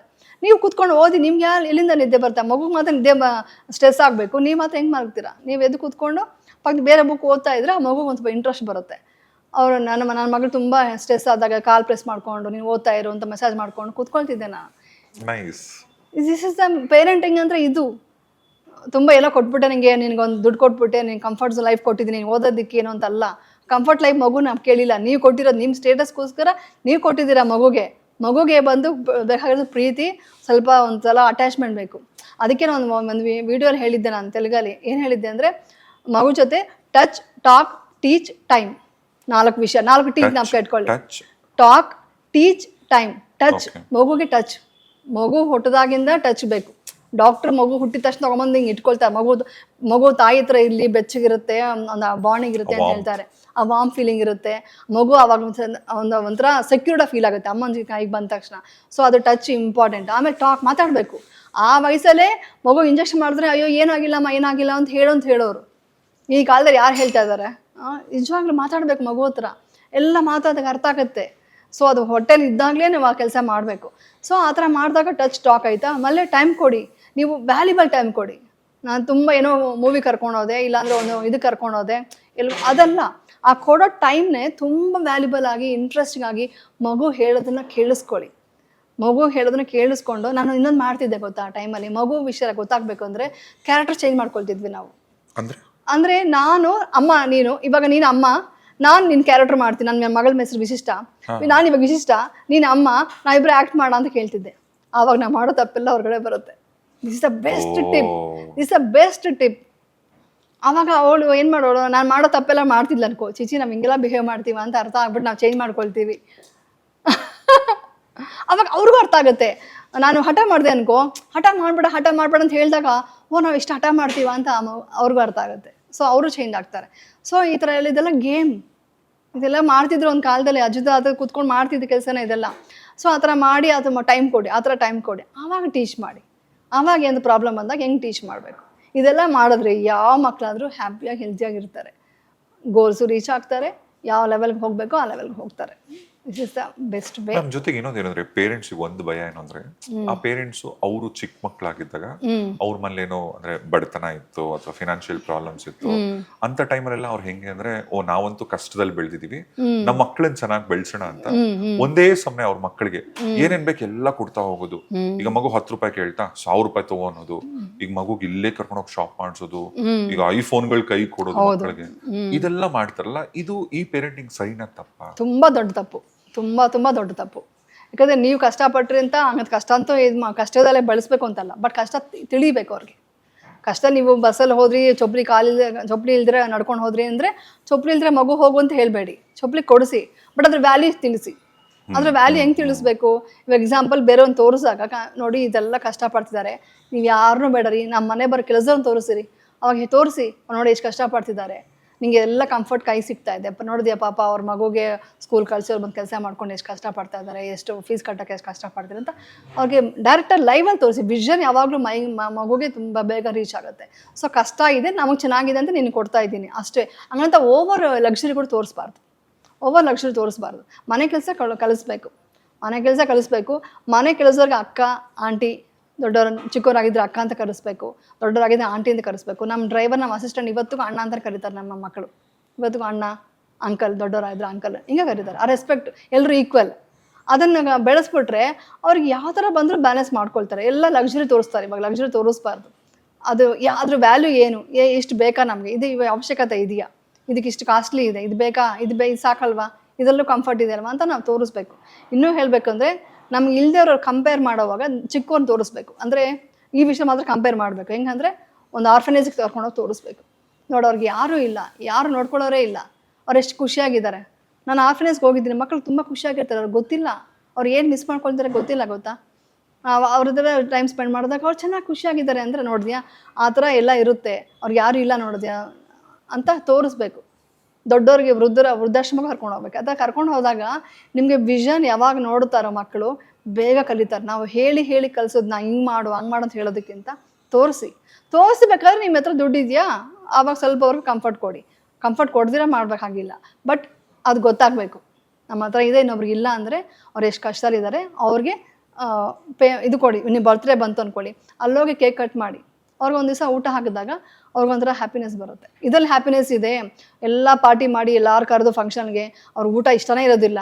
ನಾನು ಯಾವತ್ತೂ ಮಾಡಿಲ್ಲ ಬರ್ತ್ಡೇ ಪಾರ್ಟಿ, ಇದುವರೆಗೂ ನನ್ನ ಮಕ್ಳಿಗೆ ಮಾಡಿಲ್ಲ. ಹೌದಾ? ಇದುವರೆಗೂ ಮಾಡಿಲ್ಲ. ಮತ್ತೆ ಏನು ಮಾಡ್ತೀರಾ? ಜಸ್ಟ್ ಸುಮ್ಮನೆ ಮನೇಲಿ ಮಾತ್ರ ಬೇಕು ಅಂದರೆ ಕೇಕ್ ಸರ್ಪ್ರೈಸ್ ಕೇಕ್ ಕಟ್ ಮಾಡ್ತಿದ್ವಿ. ಇಲ್ಲ ಅಂದರೆ ಆರ್ಫನೇಜ್ಗೆ ಹೋಗ್ಬಿಟ್ಟು ಅಲ್ಲಿ ಹೋಗಿ ಊಟ ಇದು ಮಾಡಿ ಅವ್ರಿಗೆ ಸರ್ವ್ ಮಾಡಿ ಅವತ್ತೆಲ್ಲ ಅವ್ರ ಥರ ಇದು ಬರ್ತಿರೋದು ಇವತ್ತಿಗೂ ಅಭ್ಯಾಸ ಇದೆ. ಇದುವರೆಗೂ ನಮ್ಮ ಮನೆಯಲ್ಲಿ ಒಂದು 10 ಜನ ಕರೆದು ಕೇಕ್ ಪಾರ್ಟಿ ಮಾಡೇ ಇಲ್ಲ. ಅಲ್ಲ ಮ್ಯಾಮ್, ಫಿಲ್ಮ್ ಸ್ಟಾರ್ಸ್ ಅಂದ್ರೆ ಅವ್ರ ಬರ್ತ್ಡೇ ಪಾರ್ಟಿಗಳು, ಅವ್ರದ್ದು ಅವ್ರ ಮಕ್ಕಳದು ಇದೆಲ್ಲ ಫೇಮಸ್. ನೋಡಿ ನಮ್ದು ಒಂದು ಫೋಟೋ ಇರಲ್ಲ, ನಿಮ್ಮ ಇನ್ಸ್ಟಾಗ್ರಾಮಲ್ಲಿ ನೋಡಿ ಯಾವುದಿರಲ್ಲ. ಯಾಕಂದ್ರೆ ನಾವು ಏನು ಮಾಡೋದಿಲ್ಲ, ಸೆಲೆಬ್ರೇಟ್ ಮಾಡೋದಿಲ್ಲ. ಬರೀ ಮನೇಲಿ 4 ಜನ ಇರ್ತೀವಲ್ಲ, 4 ಜನ ಮನೆ ಫ್ಯಾಮಿಲಿ, ಅಪ್ಪ ಅಮ್ಮ ಅವ್ರು ಇದ್ದಾಗ ಸ್ವಲ್ಪ ಕೇಕ್ ಮಾಡಬೇಕು ಅಂತ ಅಷ್ಟು ಮಾತ್ರ ಮಾಡ್ತೀವಿ. ಅಷ್ಟು ಮಾಡಿ ಆರ್ಫನೇಜ್ಗೆ ಅಮೌಂಟ್ ಕೊಡೋದಾಗಲಿ, ಟೈಮ್ ಇದ್ದಾಗ ಹೋಗಿ ಬರೋದಾಗಲಿ, ಅವತ್ತಿನ ದಿವಸ ಅಲ್ಲಿ ಟೈಮ್ ಸ್ಪೆಂಡ್ ಮಾಡೋ ಟೈಮ್ ಇದ್ದರೆ ಹೋಗ್ತೀವಿ, ಇಲ್ಲ ಅವತ್ತಿನ ದಿವಸ ನಾವು ಅವ್ರಿಗೆ ಇದು ಮಾಡ್ತೀವಿ, ಸರ್ವ್ ಮಾಡಬೇಕು ಅಂತಿದ್ದೀವಿ ಅಂತ ಹೇಳ್ತೀವಿ. ಮ್ಯಾಕ್ಸಿಮಮ್ ಹೋಗ್ತೀವಿ.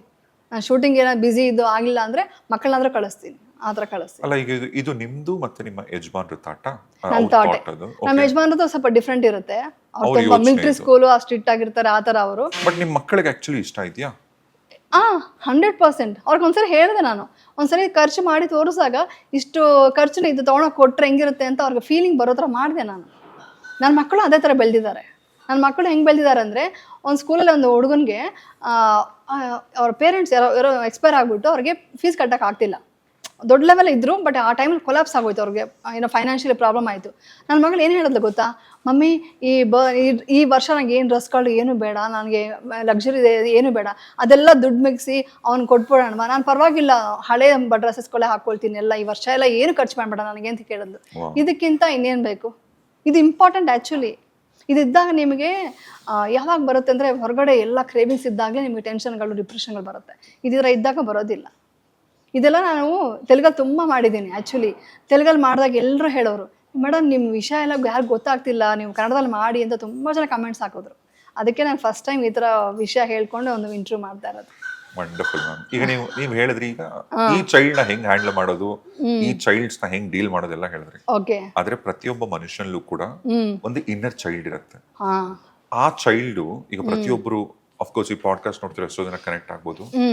ಅವರ ಚೈಲ್ಡ್ಹುಡ್ ಡೇಸ್ ಅಲ್ಲಿ ಅವರು ಅನುಭವಿಸಿದಂತ ಕಷ್ಟ, ಎಷ್ಟೋ ಜನ ಇವತ್ತು ಲೈಫಲ್ಲಿ ಎಲ್ಲ ಇರ್ಬೋದು, ಅವರಿಗೆ ಅವ್ರು ಅಮೆರಿಕಲ್ ಸೆಟ್ಲ್ ಆಗಿರ್ಬೋದು, ಬಟ್ ಚಿಕ್ಕ ವಯಸ್ಸಲ್ಲಿ ತಂದೆ ಕುಡ್ಕೊಂಬಂದ್ ಮನೇಲಿ ಹೊಡಿತಿದ್ದು, ಅಥವಾ ತಂದೆ ರೇಷನ್ ತಂದ ಹಾಕ್ತಾ ಇದ್ದಿದ್ದು, ಅವ್ರು ಉಪವಾಸ ಮಲಗಿದ್ದು, ಅವ್ರ ಅಪ್ಪ ಅಮ್ಮ ಬೆಲ್ಟಲ್ಲಿ ಹೊಡೆದಿದ್ದು, ಈ ತರದ ಒಂದು ಇನ್ನರ್ ಗಾಯಗಳಿರುತ್ತೆ ಗೊತ್ತಾ.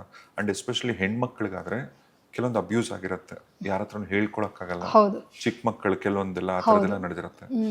ಇಂಥ ಒಂದು ಇನ್ನರ್ ಪೇನ್ ಇರುತ್ತಲ್ಲ, ಇದನ್ನ ಹೆಂಗ್ ಹೀಲ್ ಮಾಡ್ಕೊಬೋದು? ಆ್ಯಕ್ಚುಲಿ ಇದಕ್ಕೆ ಮಾತ್ರ ಸೀರಿಯಸ್ಲಿ ಹೇಳ್ತಿದ್ದೀನಿ, ತುಂಬ ಸಿನ್ಸಿಯರಾಗಿ ಹೇಳ್ತಾ ಇದ್ದೀನಿ. ಈ ಪೇಯ್ನ್ ತೆಗಿಬೇಕು ಅಂದರೆ ಬೇರೆ ಯಾವುದ್ರಲ್ಲೂ ಇಲ್ಲ, ಬರೀ ಮೆಡಿಟೇಷನಲ್ಲಿ. ಅದು ನಾರ್ಮಲ್ ಮೆಡಿಟೇಷನ್ ಬರಲ್ಲ, ಹೊರಗಡೆಗೆ ವಿಪಶ್ಯನಾಯಿಂದನೇ ನಮ್ಮ ಇನ್ನರ್ ಚೈಲ್ಡೆಲ್ಲ ಏನೇನು ಪೇಯ್ನ್ ಅನುಭವಿಸಿರ್ತೀವೋ. ನನ್ನ ಮಗಳಿಗೆ ಚಿಕ್ಕ ವಯಸ್ಸಲ್ಲಿ ಒಂದು ಇನ್ಸಿಡೆಂಟ್ ಕೂಡ ಮೊನ್ನೆ 10 days ಕೋರ್ಸ್ ಸೆಕೆಂಡ್ ಟೈಮ್ ಮಾಡಿದ್ಲು. ಆವಾಗ ಅವಳಿಗೆ 9th day she's crying, literally crying. ಒಂದು ಸಿಚುವೇಷನಲ್ಲಿ ನಾನು ತುಂಬ ಬೈಬೇಕು ಹಾಗೆ ಬಂತು. ಅವತ್ತು ಎಕ್ಸಾಂಪಲ್ ಕಳಿಸಿಲ್ಲ, ಅದೇ ಸಿಚುವೇಷನ್ ತುಂಬ ಬೇರೆ ಸೀರಿಯಸ್ ಮ್ಯಾಟ್ರ್ ಅದು. ಆವಾಗ ಎಕ್ಸಾಂಪಲ್ ಹೋಗಬೇಡ ಬಿಡು ಅಂತೆಲ್ಲ ಇದು ಮಾಡಿದ್ದೆ. ಅದು ಅವ್ಳಿಗೆ ಪೇಯ್ನ್ ಒಳಗಡೆ ಇದ್ಬಿಡ್ತು. ನಾವು ಎಷ್ಟೇ ಇದಾಗಿದ್ರೂ ಒಂದು ಚಿಕ್ಕ ಪ್ರಾಬ್ಲಮ್ ಆಗಿತ್ತು. ಅದನ್ನು ಅವಳು 9th day 10th ಡೇನಲ್ಲಿ ಟೋಟ್ರಾಗಿ ಆ ಪೇನೆಲ್ಲ ಹೊರಗೆ ಬಂದುಬಿಟ್ಟು, ಓಕೆ ಅಮ್ಮ ಏನಕ್ಕೆ ಹಂಗೆ ಮಾಡಿದ್ರು, ಈ ಥರ ಮಾಡಿದ್ರು, ಇದಕ್ಕೋಸ್ಕರ ಮಾಡಿದ್ರು ಆ ವಿಷಯ ಅಂತ ಅರ್ಥ ಮಾಡಿಕೊಂಡು ಶಿ ಗೇವ್ ಮಿ ಮಿತ್ತ ಮೀನ್ಸ್ ಮೈತ್ರಿ ಅಂತ ಹೇಳ್ತೀವಿ. ಅಂದರೆ ನಾನು ಹೇಳಿದ್ನಲ್ಲ 10th day last meditation, every day meditation ಮಾಡಿದಾಗ ಟೋಟಲ್ ಯೂನಿವರ್ಸ್ ಹ್ಯಾಪಿ ಆಗಿರಬೇಕು, ಪ್ರತಿ ಜೀವಿ ಸಂತೋಷವಾಗಿರಬೇಕು ಅಂತ ಕೊಡ್ತೀವಲ್ಲ, ಆ ಟೈಮಲ್ಲಿ ಶಿ ಗೇವ್ ಮಿ, ನನಗೆ ಕೊಟ್ಲು. ಓಕೆ ಅಮ್ಮ ಹ್ಯಾಪಿ ಆಗಿರಲಿ, ಅಮ್ಮ ಸಂತೋಷವಾಗಿರಲಿ, ಆ ಸಿಚುವೇಷನ್ ಈ ಥರ ನಡೆದಿದ್ದಕ್ಕಿತ್ತು, ಅದೆಲ್ಲ ಹೊರಗೆ ಬಂತು. ಯಾವಾಗ ಚಿಕ್ಕ ವಯಸ್ಸಿಂದ ಇಷ್ಟು ವರ್ಷ ಆದಮೇಲೆ ಅವ್ಳಿಗೆ ಹೊರಗೆ ಬಂತು. ಸೊ ಅದೆಲ್ಲ ಬರುತ್ತೆ, ಅದು ವಿಪಶ್ಯನಾಯಿಂದನೇ ಅದು ತೆಗಿಯಕ್ಕೆ ಆಗುತ್ತೆ. ಅದನ್ನು ಇನ್ನರ್ ಹೀಲಿಂಗ್ ಅಂತಾರೆ. ಇನ್ನರ್ ಹೀಲ್ ಮಾಡಬೇಕು, ಅದನ್ನು ನಾವು ತೆಗೆದುಬಿಡ್ಬೇಕು. ಅದನ್ನು ತೆಗಿಬೇಕು ಅಂದರೆ ಸಿಂಪಲಾಗಿ ಆಗಲ್ಲ. ಆ 10 days ಕೋರ್ಸಲ್ಲೇ ಎವ್ರಿಥಿಂಗ್ ವಿಲ್ ಕಮ್ ಔಟ್, ಎಲ್ಲ ಹೊರಗೆ ಬರುತ್ತೆ. ಅದನ್ನು ಮಾಡಿ. ಮತ್ತೆ ಇನ್ನೊಂದು ವಿಷಯ ನೀವು ಅಡ್ರೆಸ್ ಮಾಡಿದ್ರಿ, ಫರ್ಗ್ಯೂನೆಸ್, ಕ್ಷಮಿಸ್ಬೇಕು ಅಂತ. ಸಿಂಪಲ್ ಆಗಿ ಏನೋ ನಡ್ಕೊಂಡು ಹೋಗ್ತಾ ಕಾಲ್ ತಾಕಿಸ್ತಾ ಕೈ ತಾಕಿಸ್ತಾ ಸಾರಿ ಅಂತ ಕೇಳೋದು ಬೇರೆ. ಆದ್ರೆ ಕೆಲವೊಂದು ಸಾರಿ ಓಕೆ, ಈಗ ನಾನು ರಿಲೇಶನ್ಶಿಪ್ಸ್ ಅಲ್ಲೇ ಮನೆ ಸಂಬಂಧಗಳಿಂದಾನೇ ಕನೆಕ್ಟ್ ಮಾಡ್ತೀನಿ. ಈಗ ಆಸ್ತಿ ವಿಚಾರಕ್ಕೂ, ಅಣ್ಣ ತಮ್ಮನೋ ಅಕ್ಕ ತಂಗಿನೋ ಅಥವಾ ಬೇರೆ ಸಂಬಂಧಗಳಲ್ಲಿ ಏನೋ ಕೆಟ್ಟ ಜಗಳಗಳಾಗಿ ಎಷ್ಟೋ ವರ್ಷ ಮಾತಾಡ್ರಲ್ಲ, 10 ವರ್ಷ 20 ವರ್ಷ ಡಿಸ್ಕನೆಕ್ಟ್ ಆಗ್ಬಿಟ್ಟಿರ್ತಾರೆ. ಇವ್ರು ಬೆಳೆದಿರ್ತಾರೆ, ಅವ್ರು ಬೆಳೆದಿರ್ತಾರೆ, ಅವ್ರ ಮಕ್ಕಳಿಗೆ ಏನ್ ಸಂಬಂಧಗಳು ಅಂತ ಗೊತ್ತಿರಲ್ಲ, ಅಷ್ಟು ಹೇಟ್ರೆಡ್ನೆಸ್ ಇರುತ್ತಲ್ಲ. ಈ ಫರ್ಗ್ಯೂನೆಸ್ ಅಂತ ನೀವು ಸಿಂಪಲ್ ಆಗಿ ಹೇಳ್ತಿದ್ರ, ಅದ್ ಹೆಂಗ್ ಸಾಧ್ಯ ಆಗತ್ತೆ? ಯಾಕಂದ್ರೆ ಒಬ್ರು ತುಂಬಾ ಏನೋ ಮಾಡಿರ್ತಾರೆ ಅಂತ ಇಟ್ಕೊಳ್ಳಿ.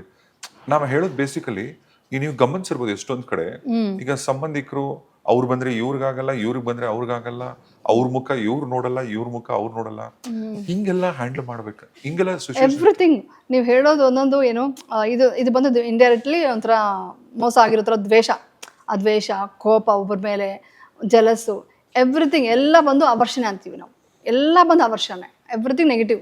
ಆ ನೆಗೆಟಿವ್ನ ನಾವು ತುಂಬ ಎಷ್ಟೋ ವರ್ಷದಿಂದ ಮಾತಾಡಿರಲ್ವಲ್ಲ, ಅದನ್ನೆಲ್ಲ ನೀವು ಮೆಡಿಟೇಷನ್ ಮಾಡಿದ್ರೆ ವಿಪಶ್ಯನ, ಅದನ್ನು ಹೇಳ್ಬಿಡ್ತೀನಿ, www.dhamma.org ಈ ವೆಬ್ಸೈಟ್ಗೆ ಹೋಗ್ಬಿಟ್ಟು ನೀವು ಎಲ್ಲಿ ಬೇಕು ಅಂದರು, ನೀವು ಬ್ಯಾಂಗ್ಳೂರಲ್ಲಿ ಬೇಕು ಅಂದರು, ಮೈಸೂರಲ್ಲಿದೆ, ದಾವಣಗೆರೆ ಅಂತೆ, ಹುಬ್ಳಿಯಲ್ಲೆಲ್ಲ ಇದೆಯಂತೆ, ಎಲ್ಲ ಕಡೆ ಆಂಧ್ರದಲ್ಲಿದೆ, ಎಲ್ಲ ಟೋಟಲ್ 220 ಸೆಂಟರ್ಸ್ ಇದೆ. ಅದನ್ನು ನೀವು ಅಪ್ಲೈ ಮಾಡ್ಕೊಂಡು ಎಲ್ಲಿಗೆ ಬೇಕು ಅಂತ ಅಲ್ಲಿ ಅಪ್ಲೈ ಮಾಡಿಕೊಂಡ್ರೆ ಎಲ್ಲ ಬರುತ್ತೆ, ಡೀಟೇಲ್ಸ್ ಬರುತ್ತೆ. ಆ ಡೀಟೇಲ್ಸ್ನ ನೀವು ಫಿಲಪ್ ಮಾಡಿ ಕಳಿಸಿದ್ರೆ ಅವರು ಅದನ್ನು ರಿಸೀವ್ಡ್ ಅಂತ ಕೊಡ್ತಾರೆ. ಅದಾದಮೇಲೆ ನಿಮಗೆ ಟೈಮಿಂಗ್ ಕೊಡ್ತಾರೆ, ಈ ಟೈಮ್ಗೆ ಓಕೆ ನಿಮ್ಮ ಕಂಫರ್ಟು, ಈ ಟೈಮ್ ನಿಮಗೆ ಬರ್ಬೋದು ಮಾಡ್ಬೋದು ಅಂತ. ಇದು ಮಾಡಿದ್ರೆ ಮೆಡಿಟೇಷನ್ ಮಾತ್ರ ಯಾಕೆ ಹೇಳ್ತಾ ಇದ್ದೀನಿ ಅಂದರೆ, ಇದು ಬಂದು ಯಾರಿಗೂ ತುಂಬ ದಿನಕ್ಕೆ ಗೊತ್ತೇ ಇಲ್ಲ. ಯಾಕಂದರೆ ನನಗೆ ಹೇಳ್ತಾ ಇದ್ದೀನಲ್ವ, ನಾನು ಎಕ್ಸ್ಪೀರಿಯನ್ಸಲ್ಲಿ ಹೇಳ್ತಾ ಇದ್ದೀನಿ. ಹೇಳಿದ್ನಲ್ಲ ನಿಮಗೆ, ಫರ್ಗಿವ್ನೆಸ್ಸಿಂದ ಸಾರಿ ಹೇಳೋದ್ರಿಂದ ಹಿಡಿದು ಆ ರಿಲೇಷನ್ಶಿಪ್ಗೆಲ್ಲ ನಾನು ತುಂಬ ಪ್ರಾಬ್ಲಮ್ಸ್ ಕೊಟ್ಟಿರೋರು ಕೂಡ ನಾನು ಮೈತ್ರಿ ಕೊಟ್ಟರೆ ಅವನನ್ನು ಹುಡ್ಕೊಂಡು ಬಂದ್ರದ್ದು ಹೇಳಿದ್ನಲ್ಲ. ವಾವ್. ಹುಡ್ಕೊಂಡು ಬಂದು ದೆ ಫೆಲ್ಟ್ ಓಕೆ ನಾವು ಮಿಸ್ ಮಾಡ್ಕೊಂಬಿಟ್ವಿ ನಾನು ತುಂಬ ಮಿಸ್ ಮಾಡ್ತಿದ್ದೀವಿ, ನೀನು ಇಷ್ಟು ಹಾಸ್ಪಿಟಾಲಿಟಿಯಿಂದ ನೋಡ್ಕೊಳ್ತಾ ಇದೀಯಾ, ನೀನು ಈ ಥರ ಅಂದ್ಕೊಂಡಿರಲಿಲ್ಲ ಅಂತ. ಆ ಥರ ಎಲ್ಲ ಎವ್ರಿಥಿಂಗ್ ವಿಲ್ ಚೇಂಜ್. ನೇಚರ್ಗೆ ಎಲ್ಲ ನಾವು ಇವಾಗ ದ ಸೀಕ್ರೆಟ್ ಬುಕ್ ಓದ್ತಾ ಇದ್ದೀವಿ, ಎಲ್ಲರೂ ಓದಿದ್ದಾರೆ. ಬಟ್ ಇದೆಲ್ಲ ಒಂದು ಸೀಕ್ರೆಟ್ ಬುಕ್ಕಲ್ಲಿ 50% ಏನಿದೆ ಗೊತ್ತಾ? ವಿಪಶ್ಯನ ಅಲ್ಲಿ ಬುದ್ಧ ಹೇಳಿರೋ ಮಾತೆ. ಬುದ್ಧ ಆಲ್ರೆಡಿ ಹೇಳಿದ್ದಾನೆ. ಭಗವದ್ಗೀತೆಯಲ್ಲೂ ಇದೆ, ಬುದ್ಧ ಹೇಳಿದ್ದು ಅದೇ ಮಾತುಗಳೇ. ಸೊ ಎಲ್ಲರೂ ಅದು ಹೇಳಿದ್ದಾರೆ. ಅದನ್ನು ನಾವು ಅರ್ಥ ಮಾಡ್ಕೊಂಡ್ರೆ ತುಂಬ ಸಿಂಪಲ್ ಲೈಫ್ ರೀ. ನಿಜವಾಗ್ಲೂ ಹೇಳ, ಇರೋದೇ ಎರಡೇ, ಸುಖ ದುಃಖ. ದುಃಖ ಮೀನ್ಸ್ ಎಲ್ಲ ದುಃಖದಲ್ಲಿ ಏನು ಬರುತ್ತೆ? ಜಲಸು, ಕೋಪ, ಇನ್ನೊಂದು ಈಗೋ, ನಿಮ್ಮನ್ನ ಹಟ್ ಮಾಡಿದಾರೆ, ಇಲ್ಲ ನೀವು ಇನ್ಯಾರನ್ನೂ ಹಟ್ ಮಾಡಿದ್ದೀರಾ, ಎವ್ರಿಥಿಂಗ್ ವೈಬ್ರೇಷನ್ಸ್. ಅದನ್ನೆಲ್ಲ ಬ್ರೇಕ್ ಮಾಡಬೇಕು ಅಂದರೆ ಒಳಗಡೆ ಇನ್ನರ್ ಸರ್ಫೇಸ್ ಲೆವೆಲ್ ನೀವು ಮೆಡಿಟೇಷನ್ ಮಾಡಿದಾಗ, ನೀವು ನಾರ್ಮಲ್ ಮೆಡಿಟೇಷನ್ ಅಂದರೆ ಸರ್ಫೇಸ್ ಲೆವೆಲ್ ಕ್ಲೀನ್ ಆಗುತ್ತೆ, ಪ್ಯೂರ್ ಆಗುತ್ತೆ. ಬಟ್ ಅದಕ್ಕೆ ಹೇಳುವ ವಚನದ ಹೇಳೋದು ಅಂತರ್ಶುದ್ಧಿ ಮಾಡ್ಕೊಳ್ಬೇಕು ಅಂದರೆ ವಿಪಶ್ಯನ ಅಂದರೆ ಏನಂದರೆ ಶೀಲ, ಸಮಾಧಿ, ಪ್ರಜ್ಞಾ ಅಂತ ಹೇಳ್ತಾರೆ. ಫಸ್ಟು ಶೀಲ ಪ್ರಾಕ್ಟೀಸ್ ಮಾಡಬೇಕು, ಅಂದರೆ ಸುಳ್ಳು ಹೇಳಬಾರ್ದು, ಮೋಸ ಮಾಡಬಾರ್ದು, ಟಾಕ್ಸಿಕೆಂಟ್ಸ್ ಏನು ತೊಗೋಬಾರ್ದು, ಮತ್ತು ಪದಾರ್ಥ ಅಂತೀವಲ್ಲ, ಡ್ರಿಂಕು, ಸ್ಮೋಕಿಂಗ್ ಎಲ್ಲ ಬಿಡಬೇಕು. ಅಂದರೆ ಇದು ಪರ್ಮನೆಂಟ್ ಆಗಿ ಪ್ರಾಕ್ಟೀಸ್. ಇದು ಅಲ್ಲಿ ಹೋದಾಗ 10 days ಮಾಡಿದ್ರೆ ನೀವು ಆಟೋಮೆಟಿಕ್ ಮಾಡ್ತೀರಾ. 10 days ಶೀಲ ಮೀನ್ಸ್ ಶೀಲ ಪಾಟಿಸ್ಬೇಕು ಅಂದರೆ ಸುಳ್ಳು ಹೇಳಬಾರ್ದು, ಮೋಸ ಮಾಡಬಾರ್ದು, ಟಾಕ್ಸಿಕೆಂಟ್ ರಿಲೇಶನ್ಶಿಪ್ ಇರಬಾರ್ದು, ಅಂದ್ರೆ ಅನೈತಿಕವಾದ ಸಂಬಂಧಗಳು ಇರಬಾರ್ದು. ಆಮೇಲೆ ಈ ಡ್ರಿಂಕ್, ಸ್ಮೋಕಿಂಗ್, ಡ್ರಗ್ಸ್ ಇಂಥದ್ದೆಲ್ಲ ಇರುತ್ತಲ್ಲ, ಅದನ್ನ ಟಾಕ್ಸಿಕೆಂಟ್ಸ್ ಯಾವ ತಗೋಬಾರ್ದು, ಅಫೇರ್ ಇರಬಾರ್ದು, ಅದೆಲ್ಲ ಇರಬಾರ್ದು. ಇದೆಲ್ಲ ಇಲ್ದ್ರೆ ಪ್ಯೂರ್ ಆದ್ರೇನೆ ಆಟೋಮೆಟಿಕ್ ಆಗಿ ನಿಮ್ಮ ವೈಬ್ರೇಷನ್ ಟೋಟಲ್ ಚೇಂಜ್ ಆಗುತ್ತೆ. ನೀವು ಒಂದು ಹತ್ಯೆ ಮಾಡಿದ್ರ ಅಂದ್ರೆ ನಿಮ್ಗೆ ವೈಬ್ರೇಷನ್ ಚೆನ್ನಾಗಿರುತ್ತೆ. ಸೊ ಅದೊಂದ ಪ್ರಾಣಿ ಹಿಂಸೆ ಕೂಡ ಮಾಡಬಾರ್ದು. ಸೊ ಇದೆಲ್ಲ ಮೇಂಟೈನ್ ಮಾಡಿಕೊಂಡು ಅದಾದ್ಮೇಲೆ ಸಮಾಧಿ ಸ್ಥಿತಿ ಅಂತ ಕರ್ಕೊಂಡು ಹೋಗುತ್ತೆ. ಹೆಂಗಂದ್ರೆ ಒಂದು 3 days ಆನಾಪಾನ ಸ್ಥಿತಿಯಿಂದ ಕರ್ಕೊಂಡು ಹೋಗಿ ಮೆಡಿಟೇಷನ್ ಮಾಡಿಸ್ತಾರೆ. ಆ 3 days ಅಲ್ಲಿ ಏನಂದ್ರೆ ಸಮಾಧಿ ಸ್ಥಿತಿ ಅಂದರೆ ಒಂದು ಥಾಟು ಬರ್ದಿರ 1 minute ಇದ್ರೂ ಕೂಡ ಸಾಕು. ನೀವು ನನಗೆ ಒಂದೊಂದ್ಸಲಿ 1 hour ಮೆಡಿಟೇಷನ್ ಇರುತ್ತಲ್ಲ, 1 hour ಮೆಡಿಟೇಷನ್ 1/2 hour ಆದರೂ ಥಾಟ್ ನಿಲ್ಲಲ್ಲ. ಬಟ್ ಆ ಥಾಟ್ ನಿಂತು 1 minute ಡೀಪರ್ ಒಂದು ಏನಂದ್ರೆ ಜಸ್ಟ್ ಬ್ರೆತ್ ಅಬ್ಸರ್ವ್ ಮಾಡ್ತೀವಿ. ಆ ಅಬ್ಸರ್ವ್ ಮಾಡೋ ಥಾಟ್ ಹೋಯ್ತು ಅಂದ್ರೆ ಟೋಟಲ್ ಚೇಂಜ್ ಆಗ್ಬಿಡುತ್ತೆ ಅವತ್ತಿನ ದಿನ. ಆ 1 minute ಥಾಟ್ ಇಂದ್ರೆ ಮಾಡೋದನ್ನೇ ಸಮಾಧಿ ಸ್ಥಿತಿ ಅಂತೀವಿ. ಅಂದರೆ 1 minute ಅಲ್ಲ, ಟೋಟಲ್ 1 hour ಅಲ್ಲಿ ಎಷ್ಟೊತ್ತಾಗುತ್ತೋ ಅಷ್ಟೊತ್ತಿರಬೇಕು. ಅಷ್ಟು ಇಂಪಾರ್ಟೆಂಟ್. 1 minute ಕೂಡ ಇಂಪಾರ್ಟೆಂಟ್ ಅಂತ ಹೇಳ್ತಾರೆ. ಕಷ್ಟ, ಬಟ್ ಮಾಡಿದ್ಮೇಲೆ ಇದೆಲ್ಲ ಹೊಟ್ಟೋಗುತ್ತಲ್ಲ, ಲೈಫಲ್ಲಿ ಇಷ್ಟು ಚೇಂಜ್ ಆಗುತ್ತೆ. ಸೊ ಆ ಥರ ಅದನ್ನ ಪ್ರಾಕ್ಟೀಸ್ ಆದರೆ ಈಸಿ. ಫಸ್ಟ್ ಕಷ್ಟ, ಫಸ್ಟ್ ಓಡೋಗ್ಬೇಕು ಅನ್ಸುತ್ತೆ, ಬೇಕಾ ನನಗೆ ಅನ್ಸುತ್ತೆ. ಸೆಕೆಂಡ್ ಡೇ ತುಂಬ ಜನ ಅದನ್ನೇ ಹೇಳ್ತಾರೆ. ಲಾಸ್ಟ್ ಡೇ 10th day ಎಲ್ಲಾನು ಮೀಟ್ ಮಾಡ್ತೀವಲ್ಲ, ಅವಾಗ ಎಲ್ಲಾನು ಕೇಳಿದ್ರೆ ನಾನು ಎಲ್ಲರೂ ಪಬ್ಲಿಸಿಟಿ ಮಾಡ್ತೀನಿ, ವಿಪಶ್ಯನ ಮಾಡಿ ಅಂತ ಹೇಳ್ತೀನಿ. ಯಾಕಂದರೆ ಫಸ್ಟ್ ಸೆಕೆಂಡ್ ಡೇ ಯಾಕೆ ಬಂದೆ ನಾನು, ಬೇಕಾ ನನಗಿದು, ಇಷ್ಟು ಪೇಯ್ನು, ಇಷ್ಟು ಕಷ್ಟ, ಇಷ್ಟೊತ್ತು ಕೂತ್ಕೋಬೇಕು ಅಂತೆಲ್ಲ ಬರುತ್ತೆ. 3rd day 4th day ಇಂದ ಚೇಂಜಸ್ ಬರುತ್ತೆ ಬಾಡಿನಲ್ಲಿ. ಎಷ್ಟು ಚೇಂಜಸ್ ಅಂದರೆ ಮಿರಾಕಲ್ಸ್ ಹೇಳೋಕ್ಕಾಗಲ್ಲ. ಟೋಟಲ್ ನಮ್ಮ ಬಾಡಿ ಒಳಗಡೆ ಸೆಲ್ಸ್ ಎಲ್ಲ ವೈಬ್ರೇಷನ್ಸ್ ಹೆಂಗಿದೆ ಗೊತ್ತಾ? ನಾವು ಹಿಂಗೆ ಕೂತಿರ್ತೀವಿ ಅಷ್ಟೇ, ಒಳಗಡೆ ಜಸ್ಟ್ ಹಿಂಗೆ ಆಗ್ತಾ ಇರುತ್ತೆ ವೈಬ್ರೇಷನ್ಸ್. ಆ ವಿಬ್ರೇಷನ್ ತಿಳ್ಕೊಂಡಾಗ ಇಷ್ಟ ಆಗ್ತಿದೆ ನಮ್ಗೆ ಗೊತ್ತಾಗ್ತಿಲ್ವಾ ಅಂತ ಅನಿಸುತ್ತೆ. ಸೊ ಟೋಟಲ್ ಆಗಿ ಎಲ್ಲ ಕಡೆ ಇನ್ನರ್ ಒಂದು ಬ್ಯಾಕ್ ಬೋನಿಂದ ಹಿಡಿದು ಒಂದು ಏನಂತಾರೆ ಹಾರ್ಟ್ ಅಲ್ಲಿವರೆಗೂ ಹೋಗ್ಬೋದು. ಟ್ರಾವೆಲ್ ಮಾಡ್ಕೊಂಡು ಹೋಗ್ತಿದ್ರೆ ಎಲ್ಲ ಫುಲ್ಲು ಕ್ಲಿಯರ್ ಮಾಡ್ಕೊಂಡು ಹೋದರೆ ನಾವು ಒಂದು ಆಟಮ್ ಅಂತ ಗೊತ್ತಾಗುತ್ತೆ. ಒಂದು ಅಣು ಅಷ್ಟೇ, ನಾವು ಕಣ ಅಷ್ಟೇ, ಸೆಲ್ಲು ಅಷ್ಟು ಬರ್ತಾ ಒಂದು ಸೆಲ್ ಅಷ್ಟೇ, ಒಂದು ಡಾಟ್ ಥರ ಇರ್ತೀವಿ ಅಷ್ಟೇ ನಾವು. ಈ ಥರ ತಿಳ್ಕೊಂಡಾಗ ಮೈಂಡ್ ತುಂಬ ಪ್ಯೂರ್ ಆಗುತ್ತೆ. ತುಂಬ ಪ್ಯೂರ್ ಆದಾಗ ನಿಮಗೆ ಈ ಅವರ್ಷನ್ ಎಲ್ಲ ಹೊಟ್ಟಾಗುತ್ತೆ. ಅದು 10th ಡೇಗೆ ಎಲ್ಲ ಕ್ಲಿಯರ್ ಆಗಿಬಿಡುತ್ತೆ. ಆಮೇಲೆ ನೀವು ಮನೆಗೆ ಬಂದಮೇಲೆ 1 hour ಬೆಳಗ್ಗೆ ಸಾಯಂಕಾಲ ಮಾಡಿಕೊಂಡ್ರೆ ಸಾಕು. ತುಂಬ ಚೇಂಜಸ್ ಇರುತ್ತೆ. ಇದು ಫಿಸಿಕಲಿ ಕೂಡ ಚೇಂಜಸ್ ಬರುತ್ತೆ. ಯಾಕಂದರೆ ನಮಗೆ ಸ್ಟ್ರೆಸ್ ಆಗೋದೇ, ನಿಮಗೆ ಮನಸ್ಸು ಎಲ್ಲಿದೆ ಅಂತ ಹೇಳಿ, ಎಲ್ಲಿದೆ ಮನಸ್ಸು? ಹಾರ್ಟ್ ಅಂತಾರೆ. ಹಾರ್ಟ್ ಅಲ್ಲ, ಪ್ರತಿ ಸೆಲ್ಲಲ್ಲಿ ಮನಸ್ಸಿದೆ. ಪ್ರತಿ ಸೆಲ್ಲಲ್ಲೂ ಮನಸ್ಸಿಂದನೇ ನಿಮ್ ವೈಬ್ರೇಷನ್ ಸ್ವೆಟ್ ಆಗುತ್ತೆ, ಕೋಪ ಬರುತ್ತೆ. ನೋ ಮನಸ್ಸಂತೂ ಪ್ರತಿ ಸೆಲ್ಲಲ್ಲಿ ಇದೆ. ಅದನ್ನ BM ಹೆಗ್ಡೆ ಅವರು ಹೇಳಿದಾರಲ್ಲಿ, ನಮ್ಮ ಕನ್ನಡ ಅವ್ರ ದೊಡ್ಡ ಇದು ಹಾರ್ಟ್ ಸ್ಪೆಷಲಿಸ್ಟ್ ಪದ್ಮವಿಭೂಷಣ್, ಅವ್ರು ಹೇಳಿದ್ದು ಏನಿದೆ, where is the mind, everywhere ಅದು ಸೆಲ್ ಇದೆ. ಅವಾಗ ಏನಾಗುತ್ತೆ, ಆ ಮನಸ್ಸನ್ನು ನಾವು ಎಷ್ಟು ಸಾಫ್ಟ್ ಮಾಡ್ತಾ ಕಾಮ್ ಆ್ಯಂಡ್ ಪೀಸ್ಫುಲ್ ಮೈಂಡ್ ಮಾಡ್ತೀವೋ, ಟೋಟಲ್ ನಿಮ್ಮ ಬಾಡಿಲಿ ಚೇಂಜಸ್ ಕೂಡ ನಾರ್ಮಲ್ ಆಗುತ್ತೆ. ಸ್ಟ್ರೆಸ್ ಹೊಟ್ಟೋಗುತ್ತೆ, ನಿಮ್ಗೆ ಹಾರ್ಮೋನ್ ಚೇಂಜಸ್ ಎಲ್ಲ ಚೇಂಜ್ ಆಗುತ್ತೆ, ಫಿಸಿಕಲಿ ಕೂಡ ಫಿಟ್ ಆಗ್ತೀರಾ. ಈಗ ಮ್ಯಾಮ್ ಏನು ಹೇಳಿದ್ರಲ್ಲ ಇಷ್ಟೊತ್ತು, ವಿಪಾಸನ ಈ ಟೆಕ್ನಿಕ್ ಇದು ಫ್ರೀ ಆಫ್ ಕಾಸ್ಟ್ ಸಿಗ್ತಿದೆ. ಇದ್ರ ಕಂಪ್ಲೀಟ್ ಡೀಟೇಲ್ಸ್ ನಾನು ಕೆಳಗೆ ಡಿಸ್ಕ್ರಿಪ್ಷನ್ ಬರ್ದೀನಿ, ಕಾಮೆಂಟ್ ಸೆಕ್ಷನ್ ಹಾಕಿದ್ದೀನಿ, ಬಂದು ನೀವು ಚೆಕ್ಔಟ್ ಮಾಡ್ಬೋದು. ಅದ್ರ ಜೊತೆಗೆ ಫರ್ಗಿವ್ನೆಸ್ ಬಗ್ಗೆ ಮಾತಾಡ್ತಿದ್ವಲ್ಲ, ಫರ್ಗಿವ್ನೆಸ್, ಕ್ಷಮಿಸೋದು. ಈಗ ಗಂಡ ಹೆಂಡತಿ ಮದುವೆ ಆದ್ರೂ, ಮದುವೆ ಆದ್ಮೇಲೆ ಗಂಡ ಹೆಂಡತಿ ಆದ್ರು ಅಫ್ಕೋರ್ಸ್ ಒಂದು 5-10 ವರ್ಷ ಸಂಸಾರ ಮಾಡಿದ್ರು, ಒಂದಿನ ಡಿವೋರ್ಸ್ ತಗೋಬೇಕು ಅಂತ ಡಿವೋರ್ಸ್ ಕೂಡ ಮಾಡ್ಕೊಂಡು, ಗಂಡ ಆ ಕಡೆ ಹೆಂಡತಿ ಈ ಕಡೆ. ಯಾವಾಗ್ಲೋ ಒಂದು 10-15 ವರ್ಷ ಆದ್ಮೇಲೆ ಅಟ್ಲೀಸ್ಟ್ ಒಂದು ಮುಖಾಮುಖಿ ಭೇಟಿ ಆದ್ರೂ ಕೂಡ ಒಂದು ಸ್ಮೈಲ್ ಮಾಡಲ್ಲ, ಯಾರೋ ಒಂದು ಸ್ಟ್ರೇಂಜರ್ ತರ ಆಕ್ಟ್ ಮಾಡ್ತಾರೆ. ಅದ್ ಹೆಂಗ್ ಮ್ಯಾಮ್ ಅದು? 5-10 ವರ್ಷ ಜೊತೆಲಿ ಅಷ್ಟು ಚೆನ್ನಾಗಿದ್ದಂಥವ್ರು, 7 ಜನ್ಮದ ಸಂಬಂಧ ಅಂದವರು ಸಡನ್ ಆಗಿ ಅವ್ರ ಹೆಸರು ತಗೊಳಕ್ ಇಷ್ಟಪಡಲ್ಲ, ಒಬ್ಬರನ್ನ ಹೇಟ್ ಮಾಡ್ತಾರೆ. ಇಂಥ ಟೈಮಲ್ಲಿ ಫರ್ಗಿವ್ನೆಸ್ನ ಹೇಗೆ ಬಳಸ್ಬೋದು? ಇದಕ್ಕೆ ನಾನು ಡೀಟೇಲ್ ಒಂದು ಪಾಯಿಂಟ್ ಹೇಳ್ತೀನಿ. ಇದೆಲ್ಲ ಯಾಕೆ ಬರ್ತಿದೆ ಗೊತ್ತಾ? ಒಂದು ಟೈಮಲ್ಲಿ ಇದೆಲ್ಲ ಇರಲಿಲ್ಲ.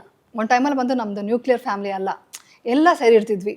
ಎಲ್ಲ ಥರ ಕ್ಯಾರೆಕ್ಟರ್ಗಳು, ಚಿಕ್ಕಪ್ಪ ಒಂಥರ ಇರ್ತಿದ್ರು, ಚಿಕ್ಕಮ್ಮ ಒಂಥರ ಇರ್ತಿದ್ರು, ಅವರು ಅಜ್ಜ ಒಂಥರದ ಎಲ್ಲ ಕ್ಯಾರೆಕ್ಟರ್ಸ್ಗಳನ್ನು ಅಡ್ಜಸ್ಟ್ ಮಾಡಿಕೊಂಡು ಅಡ್ಜಸ್ಟ್ಮೆಂಟ್ ಗೊತ್ತಾಗ್ತಿತ್ತು. ಇವಾಗ ಹೆಂಗಂದ್ರೆ ಒಂದೇ ಮನೇಲಿ ಇರ್ತಾ ಇದ್ರು, ಅಡ್ಜಸ್ಟ್ ಆಗೋಗ್ತಿತ್ತು. ಒಬ್ರು ಗೊರ್ಗೆ ಹೊಡಿಯೋರು, ಒಬ್ರು ಟೈಮ್ಗೆ ಡಿಸ್ಟರ್ಬ್ ಮಾಡೋರು, ಎದ್ಬಿಡೋರು, ಸ್ವಲ್ಪ ಜನ ಲೇಟಾಗಿ ಎದ್ದೊಳ್ಬೇಕು, ಎವ್ರಿಥಿಂಗ್. ಯಾಕಂದ್ರೆ ಅಡ್ಜಸ್ಟ್ಮೆಂಟ್ ಅನ್ನೋ ಥಾಟ್ ನಮ್ಮ ಮೈಂಡಲ್ಲಿ ನಮ್ಮ ಪ್ರೋಗ್ರಾಮಿಂಗ್ ಆಗಿತ್ತು. ಇವಾಗೆಲ್ಲ ಏನಾಗಿದೆ ಗೊತ್ತಾ? ನ್ಯೂಕ್ಲಿಯರ್ ಫ್ಯಾಮಿಲಿ ಆಗ್ಬಿಟ್ಟು ನನ್ನ ಸಪ್ರೇಟ್ ರೂಮ್, ನನ್ನ ಮೊಬೈಲ್, ನನ್ನ ಟಿವಿ. ಇನ್ನು ಹೆಂಗೆ ನಿಮ್ಗೆ ಎಮೋಷನಲ್ ಬಾಂಡಿಂಗೇ ಇಲ್ವಲ್ಲ? ಎಮೋಷನಲ್ ಬಾಂಡಿಂಗ್ ಇಲ್ಲಿಂದ ಸ್ಟಾರ್ಟ್ ಆಗ್ತಿದೆ ಪ್ರಾಬ್ಲಮ್. ಇದು ಚೇಂಜ್ ಆಗಬೇಕು. ತುಂಬ ಕಷ್ಟ ಚೇಂಜ್ ಆಗೋದು. ನಾನು ಹೇಳೋದು ಈಸಿ, ಬಟ್ ತುಂಬ ಪ್ರಪಂಚಕ್ಕೆ ಇದು ತುಂಬ ಕಷ್ಟದಲ್ಲಿದೆ. ಆ್ಯಕ್ಚುಲಿ ಒಂದು ಸೈಂಟಿಸ್ಟ್ ಹೇಳಿದ್ರಲ್ವಾ, ಎಷ್ಟು ಸೋಷಿಯಲ್ ಮೀಡಿಯಾ, ಎಷ್ಟು ನಮಗೆ ಟೆಕ್ನಾಲಜಿ ಬೆಳೀತಾ ಇದೆಯೋ ಅಷ್ಟು ನಾವು ಹಿಂದೆ ಕೊಟ್ಟೋಗ್ತಿದ್ದೀವಿ. ಫಿಸಿಕಲಿ ಯಾರು ಫಿಟ್ ಆಗಿದ್ದಾರೆ? ಆ ಕಾಲದಲ್ಲಿ ನಮ್ಮ ಅಜ್ಜಿ ಹೇಳೋರು, ಹಂಗೆ ಪೇಯ್ನ್ ಬರ್ತಿತ್ತಂತೆ, ಕೆಲಸ ಮಾಡ್ಕೊಂಡು ಹಂಗೆ ಡೆಲಿವರಿ ಆಗ್ತಿತ್ತಂತೆ. ಇವಾಗೆಲ್ಲ ಫರ್ಟಿಲಿಟಿ ಪ್ರಾಬ್ಲಮ್ಸ್ ಎಲ್ಲ ಎಷ್ಟು ಬರ್ತಿದೆ? ಯಾಕಂದರೆ ಕಷ್ಟನೇ. PCOS ಎಲ್ಲ ಇವಾಗೆಲ್ಲ ಇಷ್ಟು ಸೆಂಟರ್ಸ್ ಬಂದಿದೆ. ಸೊ ಇದೆಲ್ಲ ಏನಂದರೆ ಕಷ್ಟಪಡ್ತಿರಲಿಲ್ಲ. ಇವಾಗ ಯಾರು ಕಷ್ಟಪಡ್ತಿಲ್ಲ. ಈ ಥರ ನ್ಯೂಕ್ಲಿಯರ್ ಆಗಿಬಿಟ್ಟು ತುಂಬ ಕಂಫರ್ಟ್ ಝೋನ್ಗೆ ಹೋಗ್ಬಿಟ್ಟು ಯಾರು ಕಷ್ಟಪಡ್ತಿಲ್ಲ. ಪ್ಲಸ್ ಎಷ್ಟು ಹೊತ್ತು ಮೀಡಿಯಾ ಇಷ್ಟು ನೀವೇ ನೋಡಿ, ಆ ಮೀಡಿಯಾದಲ್ಲಿ ಮ್ಯೂಸಿಕ್ ಹಾಕ್ತಾರೆ, ಹಾರ್ಟ್ ಬೀಟ್ ದೊಡ್ಡದಾಗ್ಬಿಡುತ್ತೆ. ನಾನು ಅದಕ್ಕೆ ನೋಡೋಕೆ ಹೋಗಲ್ಲ. ಅದೆಲ್ಲ ಎಲ್ಲರೂ ಬಿಡಬೇಕು, ಸ್ವಲ್ಪ ಕಮ್ಮಿ ಮಾಡ್ಕೋಬೇಕು. ಓಕೆ, ನೀವು ನೋಡಿ, ನಿಮ್ಗೆ ಯಾವ್ದು ಬೇಕೋ ಅದು ಚೂಸ್ ಮಾಡ್ಕೊಂಡು ನೋಡಿ. ನಾನು ಏನು ಹೇಳೋಕ್ಕಾಗಲ್ಲ ಅದ್ರ ಬಗ್ಗೆ, ನೋ ಕಮೆಂಟ್ಸ್. ಬಟ್ ಇದೆಲ್ಲ ಏನಾಗುತ್ತೆ ಗೊತ್ತಾ? ಎಮೋಷನಲಿ ಬಾಂಡಿಂಗಿಗೆ ಹೊಟ್ಟೋಗ್ತಿದೆ. ನೀವು ಎಷ್ಟೊತ್ತು ಟಿ ವಿಲಿ ಏನೋ ಒಳ್ಳೆ ತೋರಿಸ್ತೀರಾ, ನೀವೇನಾದ್ರೂ ಮಹಾಭಾರತ ತೋರಿಸ್ತಿದ್ದೀರಾ, ಇಲ್ಲಾಂದರೆ ಏನಂತಾರೆ ಮಹಾಭಾರತ ಸೀರಿಯಲ್ ಅಲ್ಲ ಹೇಳೋದು ನಾನು, ಒಳ್ಳೊಳ್ಳೆ ಹರಿಕಥೆ ತೋರಿಸ್ತಿದ್ದೀರಾ, ಒಳ್ಳೆ ಮೋಟಿವೇಶನ್ ಹಾಕ್ತಿದ್ದೀರಾ. ನೀವು ಹಾಕಿ ಒಂದು 4-5 hours ಮೋಟಿವೇಶನ್ ಒಂದು ದಿನಕ್ಕೆ ಇಷ್ಟೇ ನಾವು ಇದೇ ಹಾಕ್ತೀವಿ ಅಂತ ಹಾಕಿ ಚಾನಲ್ ಚೇಂಜ್ ಮಾಡಿ ಎಲ್ಲ ಚಾನಲ್ಸ್ ಇದೇ ತೋರಿಸಿ, ಆಟೋಮೆಟಿಕಾಗಿ ಸ್ವಲ್ಪ ಆದರೂ ಪಾಸಿಟಿವಿಟಿ ಬರುತ್ತೆ. ನೀವು ಎಷ್ಟೊತ್ತು ಇಲ್ಲಿ ಈ ಥರ ಆಯಿತು, ಇಲ್ಲ ಅಲ್ಲಿ ಫ್ಲಡ್ಸ್ ಆಯಿತು, ಇಲ್ಲ ಈ ಪ್ರಾಬ್ಲಮ್ ಆಯಿತು, ಇಲ್ಲಿ ಮಾಡಿದ್ರು, ಇಲ್ಲಿ ಸಾಯಿಸಿದ್ರು, ಇದನ್ನೇ ತೋರಿಸಿ ಏನಾಗ್ತಿದೆ ಅಂದರೆ ಮನುಷ್ಯನಿಗೆ ಒಂಥರ ನೆಗೆಟಿವ್, ಒಂಥರ ಹಾರ್ಶ್ ಮೈಂಡ್ ಬಂದ್ಬಿಡ್ತಾ ಇದೆ. ಎಮೋಷನಲ್ ಅದಕ್ಕೆ ನಾನು ಇವಾಗ ಕೇಳಿದಾಗ ಕೂಡ ಏನು ಹೇಳಿದೆ, ನನ್ನ ಬಗ್ಗೆ ಬೇಡ, ನಾವು ಈ ಜನಕ್ಕೆ ಏನಾಗ ಯೂಸ್ ಆಗುತ್ತೋ ಅದು ಮಾತಾಡೋಣ ಅಂತ ಹೇಳಿದೆ. ಸೊ ನೀವು ಪ್ರತಿಯೊಂದು ಜನಕ್ಕೂ ಸ್ವಲ್ಪ ಮೆಂಟಾಲಿಟಿ ಏನಂದರೆ, ನೀವು ನೋಡೋದು ಬಿಡಿ. ಫಸ್ಟು ನೀವು ನೋಡೋದು ಬಿಟ್ಟರೆ ಆಟೋಮೆಟಿಕ್ TRP ಇಲ್ಲಾಂದರೆ ಅವರೇ ಸ್ಟಾಪ್ ಮಾಡ್ತಾರಲ್ಲ. ಎರಡು ಒಂದು ಚಪ್ಪಾಳೆ ಒಬ್ಬರಿಂದ ಆಗಲ್ಲ. ಸೊ ಅವ್ರು ತೋರಿಸ್ತಾರೆ, ಇವ್ರು ನೋಡ್ತಾರೆ ಅಂತ ಆಗ್ಬಿಟ್ಟಿದೆ. ಇವ್ರು ಎಷ್ಟೊತ್ತು ಕಮೆಂಟ್ ಮಾಡ್ತಾರೆ, ಚಾನಲ್ಸ್ ಹಿಂಗೆ ತೋರಿಸ್ತಾರೆ ಅಂದರೆ ನೀವು ನೋಡೋದು ಬಿಡಿ. ನೀವು ನೋಡೋದು, ನಾನು ನೋಡ್ತೀನಿ. ಇವಾಗ ಹೇಳಿದ್ವಿ, ಅವಾಗ ಒಂದು ವಿಷಯ ಹೇಳಿದ್ರಿ, ನಾನು ನೋಡೋದಿಲ್ಲ ಅದೆಲ್ಲ. ಯಾಕೆ ಸುಮ್ಮನೆ ಅದೆಲ್ಲ ಯಾಕೆ ತಲೆಯಲ್ಲಿ ಹಾಕ್ಕೊಡೋದು? ಅದನ್ನೆಲ್ಲ ಒಳ್ಳೆ ವಿಷಯ ಹಂಚೋಣ, ಒಳ್ಳೆ ವಿಷಯ ಮಾತಾಡೋಣ ಅಂತ. ಇವಾಗೆಲ್ಲ ಎಲ್ಲಿ ಬರ್ತಾ ಇದೆ ಅಂತಾರೆ ಒಳ್ಳೆ ವಿಷಯಗಳು? ಎಲ್ಲಿ ಹಾಕ್ತಿದ್ದೀರಾ ನೀವು ಹೇಳಿ? ಆ ಥರ ಎಲ್ಲ ಚೇಂಜಸ್ ಆದಾಗ ನೀವು ಎಮೋಷನಲ್ ಬಾಂಡಿಂಗ್ ಗೊತ್ತಾಗುತ್ತೆ, ಒಂದು ಎಮೋಷನ್ಸ್ ಬರುತ್ತೆ. ಆವಾಗ ಒಬ್ಬರೊಬ್ರು ನೋಡಿದಾಗ ಅಯ್ಯೋ ನಾವು ಇಷ್ಟು ವರ್ಷ ಹಿಂಗೆ ಇದ್ವಲ್ಲ ಅಂತ ಫೀಲಿಂಗ್ ಬರುತ್ತೆ. ಆ ಫೀಲಿಂಗ್ಸ್ ಕಮ್ಮಿ ಆಗ್ಬಿಟ್ಟಿದೆ ಈಗ. ಮ್ಯಾಮ್ ಈಗ ಒಂದೇ ಮನೆಗಳಲ್ಲಿ ಇರ್ತಾರೆ. Sorry for interruption. ಈಗ ಅಮೆರಿಕನ್ ಕಲ್ಚರ್ ಅಂತ ಇದ್ವಿ, ನಮ್ಮ ಇಂಡಿಯಾದಲ್ಲಿ ಎಲ್ಲಿದೆ ಇವಾಗ? ಒಂದು ಟೈಮಲ್ಲಿ ಅಟ್ಯಾಚ್ಮೆಂಟ್ಸು ಒಂದು ಫಂಕ್ಷನ್ ಬಂದರೆ ಎಲ್ಲ ಸೇರೋರು, ಎಲ್ಲ ಮೀಟ್ ಮಾಡೋರು. ಇಲ್ಲಿ ಕಡೆ ಮಾವಂದ್ರು, ಈ ಕಡೆ ಚಿಕ್ಕಪ್ಪ ಚಿಕ್ಕಮ್ಮನವರು, ಆಮೇಲೆ ವಿಲೇಜ್ಗಳಿಗೆ ಹೋಗೋರು. ವಿಲೇಜ್ ಎಲ್ಲ ಹೋಗ್ತಿದ್ದಾರೆ? ಅಲ್ಲೋದ್ರೂ ಮೊಬೈಲ್ ನೋಡ್ತಾ ಕೂತಿರ್ತಿದ್ದಾರೆ. ಸ್ಟಾಪ್ ಫಸ್ಟ್ ನೀವು ಮೊಬೈಲ್ ಸ್ಟಾಪ್ ಮಾಡಿ ಮನುಷ್ಯ ಜೊತೆ ಮಾತಾಡಿದ್ರೆ, ಒಬ್ಬರೊಬ್ಬನ ಅರ್ಥ ಮಾಡ್ಕೊಳ್ತಾ ಹೋಗ್ತಿದ್ರೆ, ಇದು ಬಾಂಡಿಂಗ್ ಜಾಸ್ತಿಯಾಗಿ ತುಂಬ ಒಂದು ಎಮೋಷನಲ್ ಬಾಂಡಿಂಗ್ ಇದ್ದಾಗಲೇ ನಿಮ್ಗೆ ಫಸ್ಟ್ ಆಫ್ ಆಲ್ ಡಿವೋರ್ಸೇ ಆಗಲ್ಲ. ಏನಾದರೂ ತುಂಬ ಪ್ರಾಬ್ಲಮ್ ಇದೆ, ಅಬ್ಯೂಸ್ ಮಾಡ್ತಿದ್ದಾರೆ, ತುಂಬ ಫಿಸಿಕಲಿ ಏನೋ ಹರಾಸ್ ಮಾಡ್ತಿದ್ದಾರೆ ಅಂದರೆ ನೀವು ಡಿವೋರ್ಸ್ಗೆ ಓಕೆ. ಚಿಕ್ಕ ವಿಷಯಗಳಿಗೆ ಡಿವೋರ್ಸ್ ಆಗ್ತಿದೆ ಅಂದರೆ ಇದೇ ಕಾರಣ. ಒಂದು ಸ್ವಲ್ಪ ಹೇಳಬೇಕು ಅಂದರೆ. ಅಂಡ್ ಕೆಲವೊಂದು ಮನೆಗಳಲ್ಲಿ ಎಷ್ಟು ಸಿಂಪಲ್ ಆಗಿ ಹೇಳಿದ್ರಿ ನೀವು ಇದನ್ನ. ಹೌದು, ಲೈಫ್ ಸಿಂಪಲ್, ಲೈಫ್ ತುಂಬ ಸಿಂಪಲ್. ಲೈಫ್ ಒಂದೇ ಇರೋದು, ಕಷ್ಟಪಟ್ಟು ದುಡಿ, ಕೆಲಸ ಮಾಡು, ಊಟ ಮಾಡು, ರೆಸ್ಟ್ ತಗೋ, ಲೈಫ್ ಲಾಂಗ್ ಇದು ಮಾಡಿ ಹೋಗು, ಅಷ್ಟೇ ಇರೋದು, ಇನ್ನೇನು ಇಲ್ಲ. ಅದಕ್ಕೆ ಇಷ್ಟು ಕಾಂಪಿಟೇಷನ್ನು, ಇಷ್ಟು ಕಂಪೇರ್ ಮಾಡೋದು. ಕಾಂಪಿಟೇಷನ್ ಮಾಡ್ತಿದ್ದಾರೆ ಅಂದರೆ ನಿಮಗೆ ಇದಿಲ್ಲ, ಕಾನ್ಫಿಡೆನ್ಸ್ ಇಲ್ಲ. ಅದಕ್ಕೆ ಇನ್ನೊಬ್ಬರನ್ನ ಕಂಪೇರ್ ಮಾಡ್ಕೊಳ್ತಿದ್ದೀರಾ. ಇಲ್ಲ, ಅದ್ರ ಮಧ್ಯೆ ಇನ್ನೊಂದು ಪ್ರಾಬ್ಲಮ್ ಇದೆ ಇದಕ್ಕೆ ಸಂಬಂಧಪಟ್ಟಿದ್ದು. ಹೇಳಿ. ಕೆಲವು ಮನೆಗಳಲ್ಲಿ ಅಮ್ಮಂದ್ರಿಗೆ ಚಿಂತೆ, ಅಯ್ಯೋ ನನ್ನ ಮಗ ಸೆಟ್ಲ್ ಆಗಿಲ್ಲ. ಇನ್ನೊಂದು ಮನೇಲಿ ಅಪ್ಪಂದ್ರಿಗೂ ಅಮ್ಮಂದ್ರಿಗೂ, ನನ್ನ ಮಗಳಿಗೆ ಮದುವೆ ಆಗಿಲ್ಲ, ನನ್ನ ಮಗನಿಗೆ ಮದುವೆ ಆಗಿಲ್ಲ. ನನ್ನ ಮಗ ದಪ್ಪ ಇದ್ದಾನೆ, ನನ್ನ ಮಗಳು ಸಣ್ಣ ಇದ್ದಾಳೆ, ಇವ್ರಿಗೆ ಅದು ಸಿಕ್ಕಿಲ್ಲ, ಇನ್ ಕೆಲವರು ನನ್ನ ತಲೆಯಲ್ಲಿ ಕೂದಲು ಹೋಗ್ತಿದೆ ಅಂದ್ರೆ ಸಣ್ಣ ಸಣ್ಣ ವಿಚಾರಗಳಿಗೂ ಕೂಡ ತುಂಬಾ ಕನೆಕ್ಟ್ ಅಂತನಕ್ಕಿಂತ ವಿತ್ ಅತಿಯಾದಂತ ಅಟ್ಯಾಚ್ಮೆಂಟ್ಸ್ ಹೌದು ತುಂಬಾ. ಈಗ ನಾನು ಮಾಡೋ ಒಂದು ರೇಡಿಯೋ ಕಾರ್ಯಕ್ರಮ ಕೂಡ ಒಬ್ರು ಫೋನ್ ಮಾಡಿ ಹೇಳ್ತಾರೆ, ನಿಜವಾಗ್ಲೂ ಮೊಬೈಲ್ನ ನಾನು ಪಕ್ಕ ಬಿಟ್ಟಿರಲ್ಲ, 1 ಸೆಕೆಂಡ್ ಬಿಟ್ಟಿರಲ್ಲ, ನಾನು ಪಕ್ಕ ಮೊಬೈಲ್ ಇಟ್ಕೊಂಡು ತಪ್ಕೊಂಡು ಮಲಗ್ತೀನಿ ಅಂತ. ಏನ್ ಹುಚ್ಚು ಕೆಲಸ. ಅದರಿಂದನೇ ಈ ನಿಮಾನ್ಸ್ ಹಾಸ್ಪಿಟಲ್ ಒಂದು ಪ್ರೈವೇಟ್ ಒಂದು ಇದು ಬರ್ತಿದೆ ಗೊತ್ತಾ, ಮೊಬೈಲ್ ಅಡಿಕ್ಷನ್ ಇಂದ ಬರ್ತಿರೋ ಡಿಸೀಸ್ಗೆ ಒಂದು ಸೆಂಟರ್ ಹಾಕಿದಾರಂತೆ ನಿಮಾನ್ಸ್ ಅಲ್ಲಿ. ಅಂದ್ರೆ ಬರೀ ವಸ್ತುಗಳ ಬಗ್ಗೆ ಒಂದ್ ಕಡೆ ಆದ್ರೆ ಈ ಅಟ್ಯಾಚ್ಮೆಂಟ್ ವಿಪರೀತ ಆಗತ್ತಲ್ಲ. ಹೌದು. ಅಟ್ಯಾಚ್ಮೆಂಟ್ ಅನ್ನೋದು ಒಳ್ಳೇದಾ ಕೆಟ್ಟದ ಅದು ಹೆಂಗ್, ಅಥವಾ ಅಟ್ಯಾಚ್ಮೆಂಟ್ ಬಗ್ಗೆ ನಿಮ್ಮ ಒಂದು ಥಾಟ್ಸ್? ಸರಿ, ಈಗ ಮೊಬೈಲ್ ಬೇಡ, ಮೊಬೈಲ್ ಬಗ್ಗೆ ಎಲ್ಲರಿಗೂ ಗೊತ್ತಿದೆ, ಎಲ್ಲರೂ ಹೇಳೋದು ಈಸಿ, ಬಟ್ ಮ್ಯಾಕ್ಸಿಮಮ್ ಪ್ರಾಕ್ಟೀಸ್ ಮಾಡಿ ದಯವಿಟ್ಟು ಬಿಡಿ. ಸ್ವಲ್ಪ ಆದಷ್ಟು ಒಳ್ಳೆ ವಿಷಯಗಳಿಗೆ ಟೈಮ್ ಕೊಟ್ಟು ಮಿಕ್ಕಿದ ಟೈಮ್ ಇಷ್ಟು 2 ಅವರ್ಸೇ ಇಟ್ಕೊಳ್ಳಿ ಅಷ್ಟೇ. 2 ಅವರ್ಸ್ ಏನೇನು ತಿಳ್ಕೊಬೇಕೋ ಏನೇನು ನೋಡಬೇಕೋ ನೋಡ್ಬಿಡಿ ಎಂಟರ್ಟೈನ್ಮೆಂಟ್ಗೆ. ಮಿಕ್ಕಿದೆಲ್ಲ ಟೈಮು ಒಳ್ಳೆ ಪ್ರೊಡಕ್ಟಿವ್ ಆಗಿರಿ, ಅದು ಫಸ್ಟ್ ಪಾಯಿಂಟ್. ಓಕೆ, ಅದಲ್ದಿರೋ ಅಟ್ಯಾಚ್ಮೆಂಟ್ಸ್ ಅಂದರೆ ಸ್ವಲ್ಪ ಡೀಪರ್ ಲೆವೆಲ್ಗೆ ಹೋಗೋಣ. ಡೀಪರ್ ಲೆವೆಲ್ ಏನಂದರೆ ಅಟ್ಯಾಚ್ಮೆಂಟ್ಸ್ ಎಲ್ಲಿ ಬರುತ್ತೆ ಅಂದರೆ, ಇವಾಗ ಒಂದು ಕಾಲದಲ್ಲಿ ಒಂದು 4 ಮನೆ ಇತ್ತು ಅಂದ್ಕೊಳ್ಳಿ. ಈ ಮನೆ ಮಗು ಇದ್ದರೆ ಆ ಮನೆಗೆ ಹೋಗಿ ಇಡ್ಲಿ ತಿನ್ನೋದು, ಈ ಮನೆಗೆ ಹೋಗಿ ಚಪಾತಿ ತಿನ್ನೋದು, ಹಂಗೆ ಟೈಮ್ ಹೋಗ್ತಿತ್ತು. ನಾವು ಕೈದ್ಯಾ ನಮ್ಮ ಅಕ್ಕನ ಮಗಳು ಹಂಗೆ ತಿಂತಾ ಇದ್ದಿದ್ದು. ಈ ಮನೆ ಅರ್ಧ ಇಡ್ಲಿ, ಆ ಮನೆ ಅರ್ಧ ಚಪಾತಿ. ಇವಾಗ ಅದು ಹೊಟ್ಟೋಗ್ಬಿಟ್ಟು ನಂದು ಅಂತ ಜಾಸ್ತಿ ಆಗ್ಬಿಟ್ಟು ಫುಲ್ಲು ಒಂದು ಮಗು 2 ಇಬ್ರು ಇರ್ತಾರೆ. ಟೋಟಲ್ ಅಟ್ಯಾಚ್ಮೆಂಟ್ ಮೇಲೆ ಡಿಪೆಂಡ್ ಆಗಿಬಿಟ್ಟು ಹಿಂಗೆ ಇರಬೇಕು, ನಾನು ಪ್ರಾಣ ನೀನು ಅಂತ ಇಟ್ಕೊಳ್ತಾರೆ. ಪ್ರಾಣ ಇರಬೇಕು, ತಾಯಿಗೆ ಮಗುಗೆ ಸಂಬಂಧ, ಅಪ್ಪ ಅಮ್ಮನ ಸಂಬಂಧ ಕಂಪಲ್ಸರಿ ಇರುತ್ತೆ. ಬಟ್ ಏನಾಗುತ್ತೆ, ಅಷ್ಟು ಅಟ್ಯಾಚ್ ಆಗಿಬಿಟ್ಟು ಆಮೇಲೆ ಏನು ಚಿಕ್ಕ ಇದಾದ್ರೂ ಕೂಡ ತಡ್ಕೊಳ್ಳೋ ಶಕ್ತಿ ಯಾರಿಗೂ ಇಲ್ಲ. ಸೊ ಈ ಅಟ್ಯಾಚ್ಮೆಂಟ್ಸ್ ಅನ್ನೋದು ಆ್ಯಕ್ಚುಲಿ ಹೇಳ್ಬೇಕು ಅಂದರೆ ತುಂಬ ಡೀಪರ್ ಲೆವೆಲ್ ಹೋದರೆ ನೀವು ರೆಸ್ಪಾನ್ಸಿಬಿಲಿಟಿ ಮಕ್ಕಳು ಅದು ನಾನು ಹೆಂಗೆ ಅಂದ್ಕೊಂಡಿದ್ದು ಹಂಗೇ ಇರಬೇಕು ಅಂದ್ಕೊಂಡ್ರೆ ಆಗಲ್ಲ. ಆ ಮಗು ಚೇಂಜ್ ಆಗುತ್ತೆ, ಅದ್ರ ಮೆಂಟಾಲಿಟಿ ಚೇಂಜ್ ಆಗ್ಬೋದು. ಅದನ್ನು ಅಕ್ಸೆಪ್ಟ್ ಮಾಡೋಷ್ಟು ಕೆಪಾಸಿಟಿ ಅಮ್ಮಗೆ ತಾಯಿ ತಂದೆಗೆ ಇರಬೇಕು. ಅಂದರೆ ಯಾಕಂದರೆ ಡಿಟ್ಯಾಚ್ಡ್ ಆಗಿರ್ಬೇಕು, ಯಾವಾಗಲೂ ಡಿಟ್ಯಾಚ್ಡ್ ಆಗಿದ್ದು ಆ ಮಗುಗೆ ರೆಸ್ಪಾನ್ಸಿಬಿಲಿಟಿ ಏನು ಕೊಡಬೇಕೋ ಲೈಫ್ನ ಕೊಡಬೇಕು. ಚಾಯ್ಸ್ ಇಸ್ ಯುವರ್ಸ್ ಅಂತ ಹೇಳ್ಬಿಡ್ಬೇಕು. ಯಾಕಂದರೆ ತುಂಬ ಜನ ಮಾಡೋ ಮಿಸ್ಟೇಕು, ನನಗೆ ಹಿಂಗೆ ನೀನು ಡಾಕ್ಟ್ರ್ ಓದಲೇಬೇಕು, ನನಗೆ ಡಾಕ್ಟ್ರ್ ಅಂತ ಹೇಳ್ಬಿಟ್ಟಿದ್ದೀನಿ ಎಲ್ಲರಿಗೂ, ನೀನು ಡಾಕ್ಟ್ರೇ ಓದಬೇಕು ಅಂದಾಗಲೇ ಈ ಅಟ್ಯಾಚ್ಮೆಂಟ್ಸ್ ಈ ಥರ ಬಂದಾಗ ಅವ್ನು ಓದಲ್ಲ ಅಂದ್ಕೊಳ್ಳಿ, ಟೋಟಲಾಗಿ ಇವ್ರು ಕೊಲಾಪ್ಸ್ ಆಗ್ಬಿಟ್ಟು ಅಯ್ಯೋ ನಾನು ಹಿಂಗೆ ಅಂದ್ಕೊಂಡೆ, ಆವಾಗಲೇ ನಾನು ಅಂದ್ಕೊಂಡಾಗ ಬೆಳೆದಿಲ್ಲ, ನನ್ನ ಮಗ ಸೆಟ್ಲ್ ಆಗಿಲ್ಲ ಅಂತ. ಸೆಟ್ಲ್ ಅಂತ ಎಲ್ಲೂ ಇರಲ್ಲ ರೀ. ಸೆಟ್ಲ್ ಆಗೋದಂದ್ರೆ ಏನಿಲ್ಲ, ಡೆಸ್ಟಿನೇಷನ್ ಫಿನಿಷ್ ಮಾಡಿ ಹೋಗ್ಬೇಕಿತ್ತು, ಜರ್ನಿ ಅಷ್ಟೇ. ಡೆಸ್ಟಿನೇಷನ್ ಅಂದರೆ ಎಂಡ್. ಬರೀ ಜರ್ನಿ ಎಂಜಾಯ್ ಮಾಡಿ ನೀವು ಅಷ್ಟೇ. ಓಕೆ, ಇವಾಗ ಒಂದು ಜರ್ನಿ ಮಾಡ್ತಾ ಇದ್ದೀರಾ, ನೀವು ಎಲ್ಗೋ ಕಾಶ್ಮೀರ್ಗೆ ಹೋಗಬೇಕು ಅಂದಿದ್ದೀರಾ, ಇಲ್ಲಿಂದನೇ ಕಾಶ್ಮೀರ್ ನೋಡ್ಕೊಂಡು ಹೋದ್ರೆ ನಿಮ್ಗೆ ಆಕ್ಸಿಡೆಂಟ್ ಆಗುತ್ತೆ. ಇವಾಗ ನೀವು ನೋಡಬೇಕಾಗಿದ್ದು 200 ಮೀಟರ್ಸ್ವರೆಗೂ ಲೈಟ್ ಎಲ್ಲಿವರೆಗೂ ಒಂದು ಸೋರ್ಸ್ ಇದೆಯೋ ಅಲ್ಲಿವರೆಗೂ ನೋಡಿ, ನೀವು ಹೋಗೋದು ಕಾಶ್ಮೀರ್ಗೆ. ಬಟ್ ಇದನ್ನು ಬಿಟ್ಬಿಟ್ಟು ಕಾಶ್ಮೀರಲ್ಲಿ ಹೆಂಗಿರಬೇಕು, ಕಾಶ್ಮೀರಲ್ಲಿ ಚಳಿ ಆಗುತ್ತೆ, ತೊಗೊಂಡಿದ್ದೀನ ಸೂಟು, ಇದೆಲ್ಲ ಯೋಚನೆ ಮಾಡೋದು ಜಾಸ್ತಿ ಹೋಗಿದೆ. So enjoy the journey. So ಆ ಥರ. ಸೊ ಮಕ್ಕಳು ಕೂಡ ಅಷ್ಟೇ, ನೀವು ಚಾಯ್ಸ್ ಅವ್ರಿಗೆ ಬಿಡಿ. ನೀವು ಹೇಳ್ತೀರಾ, ನೀವು ರೆಸ್ಪಾನ್ಸಿಬಿಲಿಟಿ ಮಾತ್ರನೇ ಪೇರೆಂಟ್ಸು, ಅವ್ರ ಚಾಯ್ಸ್ ಅವ್ರು ಏನಿದೆ ಅದು ಮಾಡಿ. ಪ್ಲಸ್ ಇದೊಂದು ಏನಂದರೆ, ಕೆಟ್ಟ ಇದಕ್ಕೆ ಹೋಗೋದು ಕೂಡ ಬಿಡದೆ ಫಸ್ಟಿಂದ ತುಂಬ ಮಾಡಬೇಕು. ಪೇರೆಂಟ್ಸ್ ತುಂಬ ಕಷ್ಟ ಈ ಕಾಲದಲ್ಲಿ. ಯಾಕಂದರೆ ಈ ಕಾಲದಲ್ಲಿ ತುಂಬ ಇದಿದೆ, ಏನಂತಾರೆ, ಒಂದು ಕಾಲೇಜ್ಗೆ ಹೋಗಿದ ತಕ್ಷಣ ಎಲ್ಲ ಥರ ಫ್ರೆಂಡ್ಸ್ ಸಿಗ್ತಾರೆ, ಆಕ್ಸೆಸ್ ತುಂಬ ಬೇಗ ಸಿಗ್ತಾ ಇದೆ. ಸೊ ಇದು ತುಂಬ ಕೇರ್ಫುಲ್ಲಾಗಿ ನೋಡ್ಕೋಬೇಕು. ಅಂಥ ವಿಷಯಗಳು ಮಾತ್ರ ನೀವು ಚಿಕ್ಕ ವಯಸ್ಸಿಂದನೇ ನೀವು ಈ ಥರ ನಾನು ಹೇಳ್ದಂಗೆ ಈ ಪ್ರವಚನಗಳು. ನನ್ನ ಮಗಳು ಫಸ್ಟ್ ಸ್ಟ್ಯಾಂಡರ್ಡಲ್ಲೇ ಬಂದ್ಬಿಟ್ಟು ಲಕ್ಷ್ಮೀ ಅಷ್ಟೋತ್ತರಕ್ಕೆ ಫಸ್ಟ್ ಪ್ರೈಸ್ ತೊಗೊಂಬಂದಿದ್ಲು. ನಮಸ್ತೇಸ್ತು ಮಹಾಮಾಯ ಶ್ರೀಪೀಠ ಸುರಪೂಜಿತೆ ಶಂಖಚಕ್ರ ಗದಾಹಸ್ತೆ ಮಹಾಲಕ್ಷ್ಮಿ ನಮಸ್ತುತೆ. ಇದನ್ನ ಫಸ್ಟ್ ಸ್ಟ್ಯಾಂಡರ್ಡಲ್ಲೇ ಹೇಳ್ಕೊಟ್ಟೆ.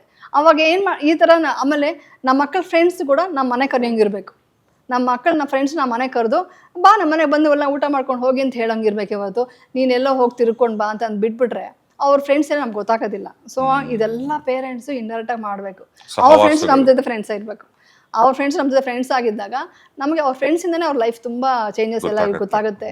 ಈ ಥರ ಬ್ಯಾಡ್ ಇದಕ್ಕೆ ಹೋಗದೇ ಇರ್ತಾರೆ. ಅದನ್ನು ತುಂಬ ಕೇರ್ಫುಲ್ಲಾಗಿ ನೋಡ್ಕೋಬೇಕು. ಇದು ತುಂಬ ಡೇಂಜರ್ ಆಗ್ತದೆ ಇವಾಗ.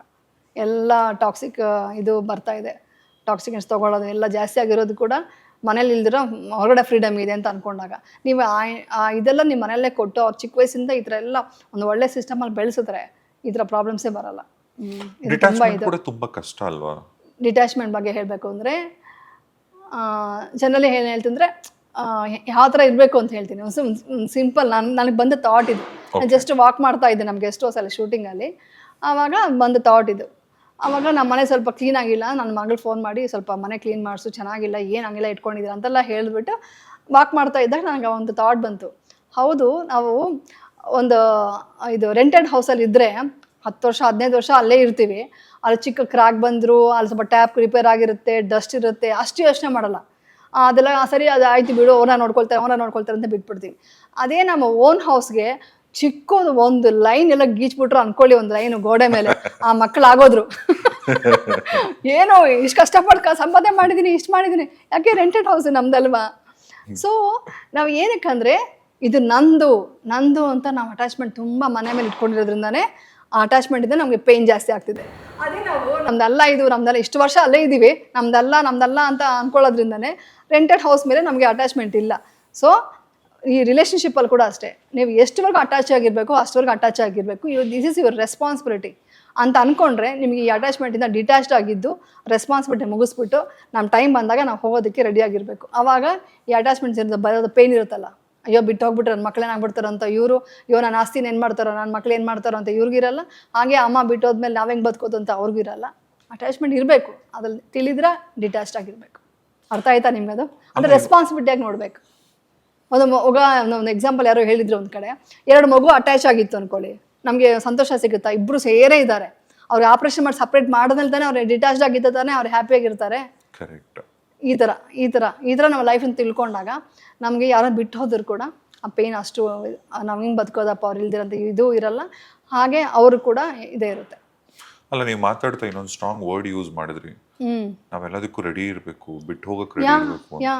ಬಿಟ್ಟು ಹೋಗಿ ರೆಡಿ ಇರಬೇಕು ಅಲ್ಲ, ವಿಚ್ ಮೀನ್ಸ್ ಇದು ಜರ್ನಿ, ಡೆಸ್ಟಿನೇಷನ್ ಅನ್ನೋದಿಲ್ಲ, ಬರೀ ಜರ್ನಿನ ಎಂಜಾಯ್ ಮಾಡಬೇಕು. ನಾಳೆ ಬೆಳಗ್ಗೆ ಹೋಗ್ಬೇಕು ಅಂದ್ರೆ ಹೋಗಲೇಬೇಕು, ಅದಕ್ಕೆ ಪ್ರಿಪೇರ್ ಆಗಿದ್ದೀನಿ ನಾನು. ನೆಕ್ಸ್ಟ್ ಟೈಮ್ ಇಂಡಿವಿಜುವಲಿ ನಾನು ಆ ಥರನೇ ಹೇಳ್ತೀನಿ. ಯಾವಾಗಲೂ ನನ್ನ ಮಕ್ಳಿಗೆ ಅದು ಹೇಳ್ತೀನಿ, ಎನಿ ಟೈಮ್ ಯಾವಾಗಾದ್ರೂ ಹೋಗ್ಬೋದು, ಏನಾದರೂ ನಡಿಬೋದು. ನಾನು ಪ್ರಿಪೇರ್ ಆಗಿದ್ದೀನಿ. ನೆಕ್ಸ್ಟ್ ಮಿನಿಟ್ ನಾನು ಇಲ್ವಾ ಈ ಪ್ರಪಂಚದಲ್ಲಿ, ಓಕೆ ಐ ಆಮ್ ಡನ್. ಇವಾಗ ನಿಮ್ಗೆ ಇಬ್ರು ಹೆಣ್ಮಕ್ಳಲ್ವಾ? ಇಬ್ರು ಹೆಣ್ಮಕ್ಳು, ಅವ್ರ ಮದ್ವೆ ಮೊಮ್ಮಕ್ಕಳು ನೋಡ್ಬೇಕು, ಆತರ ಎಲ್ಲ ಏನಿಲ್ವಾ? ಹಂಗ್ ನೋಡಿದ್ರೆ ಒಂದು 500 years ಬದುಕಬೇಕು ಅನ್ಸಿದ್ರೆ ಆಗುತ್ತೇನ್ರಿ? ಆಗೋ ಕೆಲಸ ಅಲ್ವಲ್ಲ, ಆಗಲ್ಲ, ಅದು ಬೇಡ. ಅಲ್ಲ, ನಿಮ್ಮ ಆಸೆಗಳೀಗ ನಿಮ್ಮ ಮಗಳನ್ನ ಡಾಕ್ಟರ್ ಆಸೆ ಇಟ್ಕೋಬಾರ್ದು. ವಿಪರ್ಶನಲ್ಲಿ ನನಗೆ ಕಲ್ತಿದ್ದೆ, ನೋ ಕ್ರೇವಿಂಗ್ಸ್ ನೋ ಅವರ್ಷನ್. ಅದಿದ್ದಾಗಲೇ ನಾವು ಪ್ಯೂರ್ ಕಾಮ್ ಮೈಂಡ್ ಪೀಸ್ಫುಲ್ ಮೈಂಡಲ್ಲಿ ಇರ್ತೀವಿ ಅಷ್ಟೇ. ನಾನು ರೆಸ್ಪಾನ್ಸಿಬಿಲಿಟಿವರೆಗೆ ಎಷ್ಟುವರೆಗೂ ಆಗುತ್ತೋ ಅಷ್ಟವರೆಗೂ ಮಾಡಬೇಕು. ಇವತ್ತು ಹೋಗ್ಬೇಕಾ, ನಾನು ಜರ್ನಿ ಮುಗಿತಾ, ಹೋಗೋದಕ್ಕೆ ನಾನು ರೆಡಿ. ಈಗ ನಿಮ್ಮ ಪ್ರಕಾರ ಹಂಗಾದ್ರೆ ಸಾವು ಅಂದ್ರೆ ಏನು? What is death? ಡೆತ್ ಅಂದರೆ ಇದು ಜಸ್ಟ್ ಒಂದು ಆತ್ಮ ಬಿಟ್ಟು ಹೋಗೋದಷ್ಟೇ. ಇದು ಹೆಂಗೋ ಇದೊಂದು ಸೆಲ್. ಇವಾಗಲೂ ನಾವು ಎವ್ರಿ ಡೇ ಸಾಯ್ತಾ ಇದ್ದೀವಿ. ಇವಾಗ ಟ್ರಿಲಿಯನ್ ಸೆಲ್ಸ್ ಬಂದು ಪ್ರತಿ ಕ್ಷಣ ಚೇಂಜ್ ಆಗ್ತಾ ಇದೆ. ಹುಡ್ತಿದೆ, ಸಾಯ್ತಿದೆ, ಡೆಡ್ ಸೆಲ್ಸ್ ಎವ್ರಿ ಸೆಕೆಂಡ್ ಆಗ್ತಿದೆ. ಇದು ಈ ವಿಷಯ ತಿಳ್ಕೊಂಡ್ಮೇಲೆ ಎವ್ರಿ ಮೂಮೆಂಟ್ ಇಲ್ಲಿ ಬರ್ತ್ರೆ ಎಲ್ಲಿಂದ ಬಂತು, ಎವ್ರಿ ಮೂಮೆಂಟ್ ಇವಾಗ ಸಾಯ್ತಾ ಇದ್ದೀವಿ, ಇವಾಗ ಸೆಕೆಂಡ್ ಮತ್ತೆ ಹುಟ್ಟಿದ್ದೀವಿ. ಸೊ ಇದೇ ಲೈಫ್ ಅಷ್ಟೇ. ಒಂದು ಅಣು ಮಾತ್ರ ಅಂತ ತಿಳ್ಕೊಂಡ್ಮೇಲೆ ಡೆತ್ ಮೇಲೆ ಏನು ಅನ್ಸಲ್ಲ. ಡೆತ್ ಅನ್ನೋದು ಅದೊಂದು ಅಷ್ಟೇ ನಡೆಯುತ್ತೆ, ಅಷ್ಟೇ, ಅದೊಂದು ಕ್ರಿಯೆ ಅಷ್ಟೇ. ಅದಕ್ಕೆ ಆಕ್ಚುಲಿ ಡೆತ್ ಆದ್ಮೇಲೆ ಏನಾಗಬೇಕು, ಅದು ಇದು ಮಾಡಬೇಕು ಅಂತಾರಲ್ಲ, ನನಗೆ ಅದು ಕೂಡ ಇಷ್ಟ ಇಲ್ಲ. ಸಿದ್ದೇಶ್ವರ ಸ್ವಾಮಿ ಇದ್ರೆ ನಂಗೆ ತುಂಬ ಇಷ್ಟ. ನಮ್ಮ ವಿಜಯಪುರ ಸಿದ್ದೇಶ್ವರ ಸ್ವಾಮಿ ಇದ್ದಾರಲ್ಲ, ಅವರು ಕೂಡ ವಿಪರ್ಶನ ಬಗ್ಗೆ ಮಾತಾಡಿದ್ದಾರೆ. ಅವರು ಕೂಡ ಬುದ್ಧ ಏನು ಹೇಳ್ದ ಅರ್ಥ ಮಾಡ್ಕೊಳ್ಳಿ ಅಂತ ಅವ್ರ ಮಾತಲ್ಲಿ ಬಂದಿದೆ. ನಾನು ಆ ವಿಡಿಯೋ ನೋಡಿದೆ, ತುಂಬ ಸಂತೋಷ ಆಯಿತು ನನಗೆ. ಅವರು ಹೇಳಿದ್ದಾರೆ ಮಾತು ಅಂತ. ಅವರು ವಚನಗಳು ತುಂಬ ಇಷ್ಟ ನನಗೆ. ಅವ್ರು ಎಷ್ಟು ಚೆನ್ನಾಗಿ ಹೇಳ್ತಾರೆ. ನಾನು ಇವಾಗ ಹೇಳಿದ್ದೆಲ್ಲ ಆಲ್ಮೋಸ್ಟ್ ಅವ್ರು ಹೇಳಿದ್ದಾರೆ ಅನಿಸುತ್ತೆ. ಯಾಕಂದರೆ ಅವ್ರು ಯಾವಾಗ ಹೇಳ್ತಾರೆ, ನೇಚರ್ಗೆ ಹತ್ತಿರ ಆಗಿ ಆ ಪಕ್ಷಿಗಳ ಸೌಂಡ್ ಕೇಳಿಸಿ. ನೀವು ಸೂಕ್ಷ್ಮವಾದಷ್ಟು ವಿಪರ್ಶನ ಕೂಡ ಸೂಕ್ಷ್ಮ ಆಗಬೇಕು. ನಮ್ಮ ಮೈಂಡ್ ಸೂಕ್ಷ್ಮ ಆದಷ್ಟು ಈ ನೇಚರಲ್ಲಿ ತುಂಬ ವಿಷಯಗಳಿದೆ. ಆ ಬರ್ಡ್ ಸೌಂಡ್ ಎಷ್ಟು ಇದು ಬರುತ್ತೆ, ಅವು ಗಾಳಿ ಟಚ್ ಗೊತ್ತಾಗುತ್ತೆ, ಎಲ್ಲೋ ಸೌಂಡ್ಸು, ಎಲ್ಲೋ ಇದು ವಿಷನ್ ಎಲ್ಲ ತುಂಬ ಚೆನ್ನಾಗಿರುತ್ತೆ. ಅಂದ್ರೆ ಲೈಫ್ನ ಇಷ್ಟಿದೆ ಎಂಜಾಯ್ ಮಾಡೋದಕ್ಕೆ. ಆಮೇಲೆ ಮೈಂಡ್ಫುಲ್ ಈಟಿಂಗ್ ಹೇಳಬೇಕು. ಮೈಂಡ್ಫುಲ್ ಈಟಿಂಗ್ ಹೆಂಗಿರ್ಬೇಕು ಅಂದರೆ, ನಾವು ಒಂದು ಊಟ ಅಂತಲ್ಲ, ಪ್ರತಿ ವಿಷಯಕ್ಕೂ. ಇವಾಗ ಎಕ್ಸಾಂಪಲ್ ಕೂತ್ಕೊಂಡಿದ್ದೀನಿ, ನನಗೊಬ್ಬರು ಹೇರ್ ಡ್ರೆಸ್ ಮಾಡಿದ್ದಾರೆ, ಇವಾಗ ಇದು ಕಲ್ಸ್ ಮಾಡಿದ್ದಾರೆ, ಅವ್ರಿಗೆ ಥ್ಯಾಂಕ್ಸ್ ಹೇಳ್ಕೋಬೇಕು. ಹೇಗೆಂದರೆ ಒಂದು ಪೋನಿಟೇಲ್ ಹಾಕ್ಕೊಂಡು ಹೆಂಗೋ ನಂಗೆ ಇರೋಕ್ಕಾಗಲ್ಲ. ಒಂದು ಏನಂತಾರೆ, ಇವಾಗ ಇದಕ್ಕೆ ಲೈಟಿಂಗ್ ಮಾಡಿದ್ದಾರೆ, ಸ್ವಲ್ಪ ನೋಡೋಕೆ ಚೆನ್ನಾಗಿ ಒಂಥರ ಮೈಕ್ ಇಟ್ಟಿದ್ದಾರೆ, ವಾಯ್ಸ್ ಬರ್ತಾ ಇದೆ. ಸರಿ, ಇದೆಲ್ಲ ಎಕ್ಸಾಂಪಲ್ ನಾರ್ಮಲ್ ಆಗಿದೆ, ಇದು ಬಿಡಿ, ಇದು ಕಟ್ ಮಾಡಿಬಿಡಿ ಎಡಿಟಿಂಗಲ್ಲಿ, ಬೇರೆ ಹೇಳ್ತೀನಿ. ಇದೆಲ್ಲ ಸ್ವಲ್ಪ ಓವರ್ ಆಯ್ತು. ಜನರಲಿ ಹೇಳ್ತೀನಿ, ಚಿಕ್ಕ ವಿಷಯ ಅಂದರೆ ಹೆಂಗೆ ಹೇಳ್ಬೋದು ಅಂದರೆ, ಇವಾಗ ನಾನು ಡ್ರೈವರ್ ಹೋಗ್ತಾ ಇದ್ದೀನಿ ಕಾರಲ್ಲಿ, ನಮ್ಮ ಡ್ರೈವರ್ ಕರೆಕ್ಟಾಗಿ ಟೈಮ್ಗೆ ರೀಚ್ ಮಾಡ್ದೆ. ಅರ್ಧ ಗಂಟೆಲಿ ಹೋಗಬೇಕಪ್ಪ ಅಂದರೆ ಕರ್ಕೊಂಡೋಗಿ ರೀಚ್ ಮಾಡಿದ್ರೆ ಅವ್ನಿಗೆ ಥ್ಯಾಂಕ್ಸ್ ಹೇಳ್ಕೋಬೇಕು. ನಾನು ಅಸಿಸ್ಟೆಂಟ್ ಇರ್ತಾನೆ ಶೂಟಿಂಗಲ್ಲಿ, ಒಂದು ಟಚ್ ಬ್ಯಾಗು, ಸ್ವೆಟ್ ಆಗ್ತಾ ಇರುತ್ತೆ, ಒಂದು ಫ್ಯಾನ್ ಇಟ್ಕೊಳ್ತಾನೆ, ಬೆಟ್ಲಾದ್ ಕೊಡ್ತಾನೆ. ಎವ್ರಿ ಡೇ ನಾನು ಅವ್ನಿಗೆ ಥ್ಯಾಂಕ್ಸ್ ಹೇಳ್ಕೊಳ್ತೀನಿ ಮನಸ್ಸಲ್ಲಿ. ಅದು ಹೊರಗಡೆ ಹೇಳೋದಲ್ಲ, ಒಳಗಡೆ ಅನ್ಕೋಬೇಕು. ನಿಜವಾಗ್ಲೂ ಅವನಿಲ್ಲ ಅಂದರೆ ಹೆಂಗೆ ಆಗ್ತಿದ್ದಿಲ್ಲ ಇಷ್ಟೆಲ್ಲ ಕೆಲಸ. ಒಂದು ಟೈಮ್ ನಾನು ಕಾಫಿ ಬೇಕು ಅಂತಂದ್ರೆ ಟಕ್ಕನ್ನು ಕಾಫಿ ಕೊಟ್ಟರು ಎಷ್ಟು ಖುಷಿ ಆಗುತ್ತೆ. ಅದನ್ನು ಪ್ರೀತಿಯಿಂದ ನಾವು ಅಕ್ಸೆಪ್ಟ್ ಮಾಡಿದಾಗ ಆ ಥರ ಗ್ರ್ಯಾಟಿಟ್ಯೂಡಲ್ಲಿ ನಾವು ಇದನ್ನೇ ಮೈಂಡ್ಫುಲ್ ಈಟಿಂಗ್ ಅಂತಂತಾರೆ. ಆಮೇಲೆ ನಮ್ಮ ಪ್ಲೇಟ್ಗೆ ಒಂದು ಊಟ ಬಂದಿದೆ ಅಂದರೆ ಎಷ್ಟು ಕಷ್ಟಪಟ್ಟು ಒಂದು ರೈತ ಮಾಡಿ ಕರೆಸಿ ಎಲ್ಲ ಬಂದು ನಮ್ಮ ಕೈಗೆ ಬಂದಿದೆ, ನಮ್ಗೆ ಊಟ ಮಾಡ್ತಾಯಿದ್ದೀವಿ ಇವತ್ತಿನ ದಿವಸ, ಎಷ್ಟು ಅದೃಷ್ಟ ಇದ್ದರೆ ನಾನು ಊಟ ಮಾಡ್ತಾಯಿದ್ದೀನಿ. ಇದೊಂದು ಸಂತೋಷ, ಒಂದು ತೃಪ್ತಿಯಿಂದ ಗ್ರ್ಯಾಟಿಟ್ಯೂಡಿಂದ ಊಟ ಮಾಡಿದ್ರೆ ಅದು ಮೈಂಡ್ಫುಲ್ ಈಟಿಂಗ್ ಆಗುತ್ತೆ. ಅದಕ್ಕೆ ಹೇಳೋದು, ಊಟ ಮಾಡೋವಾಗ ಕೂಡ ಮೊಬೈಲು ನೆಗೆಟಿವ್ ನೋಡಿದ್ರೆ ಅದೆಲ್ಲ ನೆಗೆಟಿವ್ ನಾವು ತೊಗೊಳ್ತೀವಿ, ಅದು ಅಬ್ಸರ್ವ್ ಆಗುತ್ತೆ. ಸೊ ಅದರಿಂದ ನಾವು ಎಷ್ಟು ಗ್ರ್ಯಾಟಿಟ್ಯೂಡಿಂದ ನಾವು ಊಟ ಮಾಡೋದು ಕೂಡ, ಪ್ರತಿಯೊಂದು ಊಟ ಒಂದೊಂದು ಮುದ್ದೆ ಅಂದರೆ ಒಂದೊಂದು ತುತ್ತು ತಿನ್ನೋವಾಗ ಆ ಫೀಲ್ ಮಾಡ್ಕೋಬೇಕು. ಆವಾಗ ಗೊತ್ತಿಲ್ಲದೆ ನಮ್ಗೆ ಸಂತೋಷ ಆಗುತ್ತೆ, ಒಳಗಡೆ ಮೈಂಡ್ಫುಲ್ ಈಟಿಂಗ್ ಆಗುತ್ತೆ. ಕಾನ್ಶಿಯಸ್ ಅಲ್ವಾ, ಈ ತಿಂದ್ರೆ ದಪ್ಪ ಆಗ್ತಾರ, ತಿಂದ್ರೆ ಸಣ್ಣ ಆಗ್ತಾರೆ. ಆ್ಯಕ್ಚುಲಿ ಓಕೆ, ಹೆಲ್ತಿ ಫುಡ್ ಮಾಡ್ಕೊಂಡ್ರಿ, ತರಕಾರಿ ವೆಜಿಟೇಬಲ್ಸು ಆಯಿಲ್ ಕಮ್ಮಿ ಹಾಕಿ ಸಾಲ್ಟ್ ಕಮ್ಮಿ ಹಾಕಿ ಮಾಡ್ಕೊಂಡಿದ್ದೀರಾ. ಅದಕ್ಕಿಂತ ಮುಂಚೆ ನೀವು ಅದ್ರ ಮೇಲೆ ಗ್ರ್ಯಾಟಿಟ್ಯೂಡ್ ಇದೆಯಲ್ಲ, ಅದನ್ನ ನೀವು ದಪ್ಪ ಆಗಲ್ಲ ಗೊತ್ತಾ. ಇದು ತಿಂದರೆ ಏನಾಗುತ್ತೆ ಗೊತ್ತಾ, ಒಂಥರ ತಿಳಿದಿರ ನಿಮ್ಗೆ ಅಬ್ಸರ್ವ್ ಆಗುತ್ತೆ, ಒಳ್ಳೆ ನ್ಯೂಟ್ರಿಷನ್ ಫುಡ್ ಬರ್ದಂಗೆ ಆಗುತ್ತೆ ನಿಮಗೆ. ಅದನ್ನ ನ್ಯೂಟ್ರಿಷನ್ ನಾರ್ಮಲೇ ಇರುತ್ತದು, ಬಟ್ ಅದನ್ನ ನ್ಯೂಟ್ರಿಷನ್ ಮಾಡ್ಕೋಬೋದು.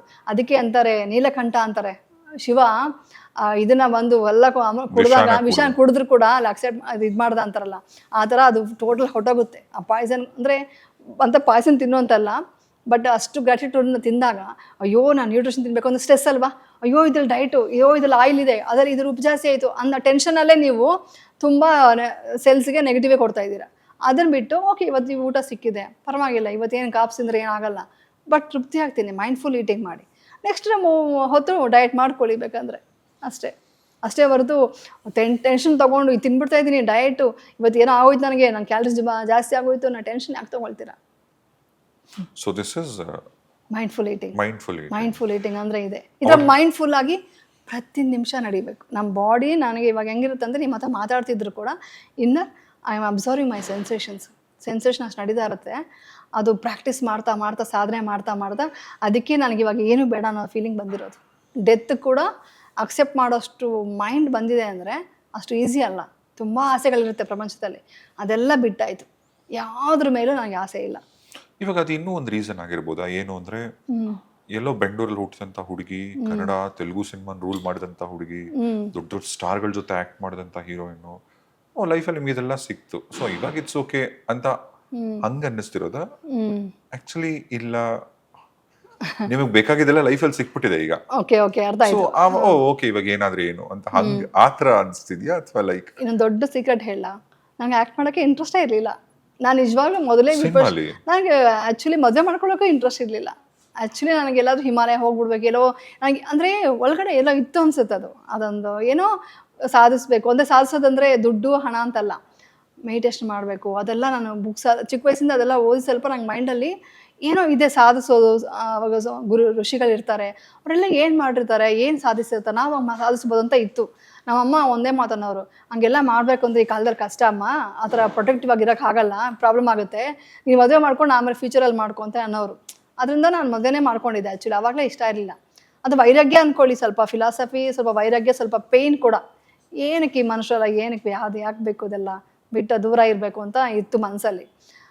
ಮನುಷ್ಯಂದ್ರೆ ಸ್ವಲ್ಪ ಹೇಟೇ ಇತ್ತು ಕರೆಕ್ಟಾಗಿ ಹೇಳ್ಬೇಕು ಅಂದರೆ. ಯಾಕಂದರೆ ಲೈಫಲ್ಲಿ ಎಲ್ಲ ತುಂಬ ಪೇಯ್ನ್ ಕೊಟ್ಟೋದೇ ಜಾಸ್ತಿ ನಾನು ಲೈಫಲ್ಲಿ. ಚಿಕ್ಕ ವಯಸ್ಸಿಂದನೂ ತುಂಬ ಕಷ್ಟಪಟ್ಬಿಟ್ಟಿದ್ದೀನಿ.